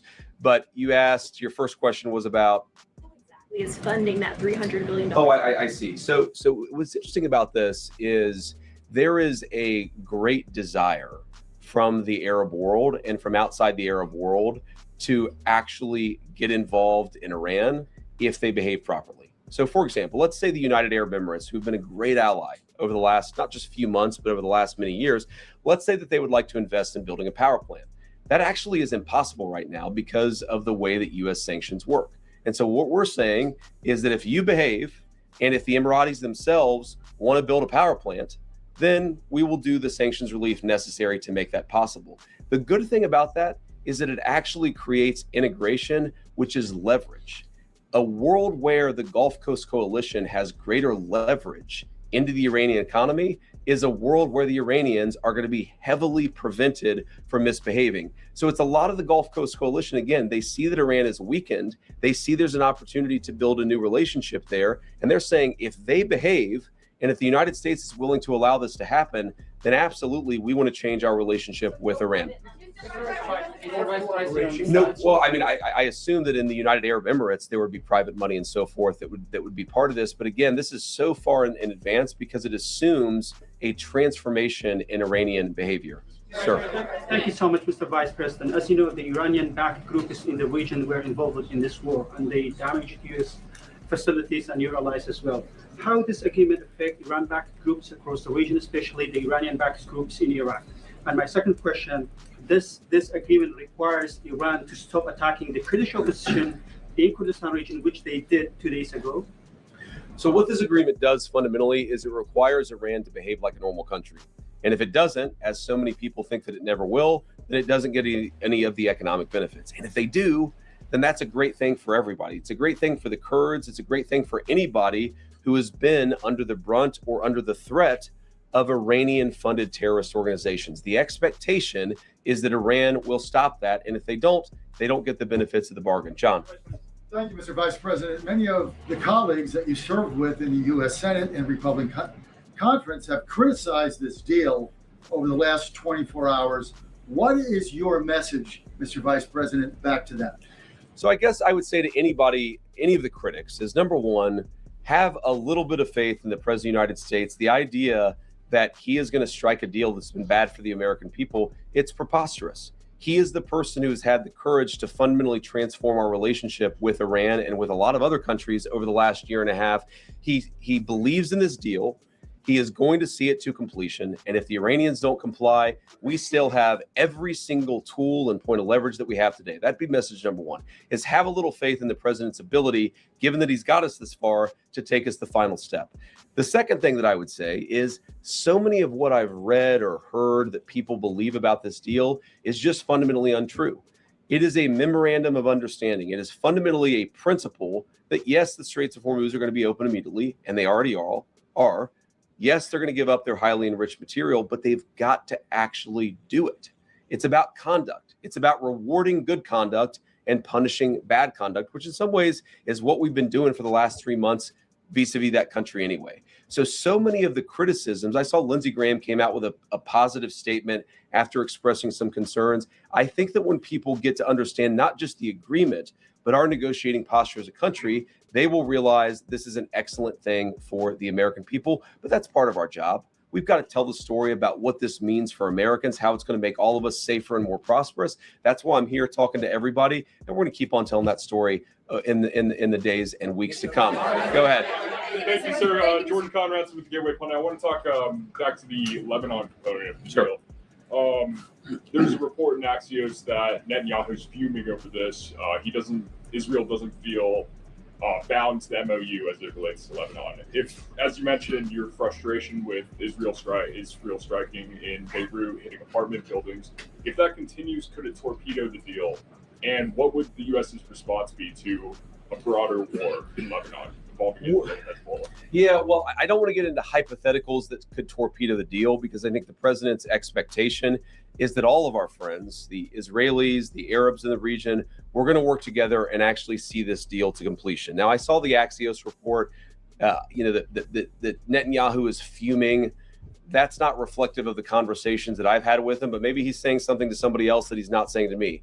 What I will say, and this does bother me, is that you've seen people within Bibi's cabinet who have come out and attacked the deal, and in some ways very personally attacked the president of the United States. And I guess my message to them would be twofold. Number one, Donald J. Trump is the only head of state in the entire world who is sympathetic to the nation of Israel at this moment in time. And he happens to be. Oh, so Israel has been coming out talking trash about Trump. You know what I'm saying? And he helped them out. That's what JD Vance just said. And now JD Vance finna tell them something about themselves. That's crazy. You know, America has been, basically there for Israel. And to hear that they have came out about this deal, bashing it, makes JD Vance and President Trump feel away. Okay. All right. Yeah, you better check your people, basically what he's saying. J. Trump is the only head of state in the entire world who is sympathetic to the nation of Israel at this moment in time. And he happens to be the head of state of the world's superpower. If I was in the cabinet of the Israeli government, I might not be attacking the only powerful ally that I have anywhere left in the entire world. And the second message I would give to some of those cabinet members, Bibi, to his credit, has not gone down this path, but to some of these cabinet members in Israel who are attacking the president of the United States, the other thing that I would say is that over the last 3 months, 2/3 of the defensive weapons that have protected your homeland have been built by American hands and paid for by American tax dollars. Okay. The problem for Israel is not Donald J. Trump. And anybody in Israel who thinks their biggest problem is the president of the United States needs to wake up and smell the reality of the situation that country is in. Thank you all. Can you smell what The Rock is cooking, guys? He said anybody going against Trump, basically need to check themselves before they wreck themselves, y'all. So that's so much. That's what's going on with the deal with Iran, guys. So basically, I let y'all hear what Trump had to say. We most definitely checked out what JD Vance had to say. We found out that Israel, guys, could potentially have a problem with Trump, even though Trump, basically has been, in their corner, so to speak. Now, he said it wasn't Netanyahu himself, but some of his cabinet members have came out to speak against Trump. He had to remind them that, Trump had you guys' back. And basically, your country is protected by weapons that were built by U.S. hands, guys. Yeah, so, it looks like it's a conflict over this deal when it comes to Israel. They don't like it. You know what I'm saying? They most definitely don't like it. If you have not, make sure you double tap that screen, guys. That's how you hit the like button if you're on your mobile device, or click the 3 dots, hit that thumbs up, guys. We heard Trump say, hey, man, basically, we have proposed this deal, and they basically have to sign it, because if they don't, we're going back to bombing them. And if they do sign it and go against what the the deal is, if they go against the deal, you know what I'm saying, basically after they sign it, that we will blow their country to smithereens, in so many words. I'm just saying. But we most definitely gonna keep an eye on it. I most definitely covered everything in my title, guys. That 300 billion y'all talking about, they say that came from Middle Eastern countries. It didn't come from America. We ain't giving them one dime. That's what Trump and Vance both said. And basically when at the end, when you heard Vance say what he had to say to Israel, that let you know he was backing Trump, guys. I hope y'all enjoyed the show. You know what I'm saying? If you haven't subscribed, make sure you subscribe to the channel, man. I most definitely keep y'all updated on anything happening in the news that catches my interest, world events, current events, down the street events, whatever it is, man. So if this is your form of entertainment, make sure you subscribe to the channel, man. We are on the road to 65K. Shout out to my old subscribers as well as my new ones. Shout out to all of my members, the new one as well as the old ones. Shout out to anybody that sent a gift or a cash app. I most definitely appreciate y'all as well. And most definitely shout out to my moderators, who keep this chat running smooth. I know sometimes it get hectic with all the different opinions that be put in the chat, but I am most definitely grateful for each and every one of y'all for keeping my chat rolling smooth, guys. So until I see y'all again, y'all stay safe. And like I usually do, Sidewalk Gang, checking out. I catch y'all on the next ones. Make sure you subscribe and turn your notification bell on to all y'all, so you get everything. Everything new goes out. Y'all be good.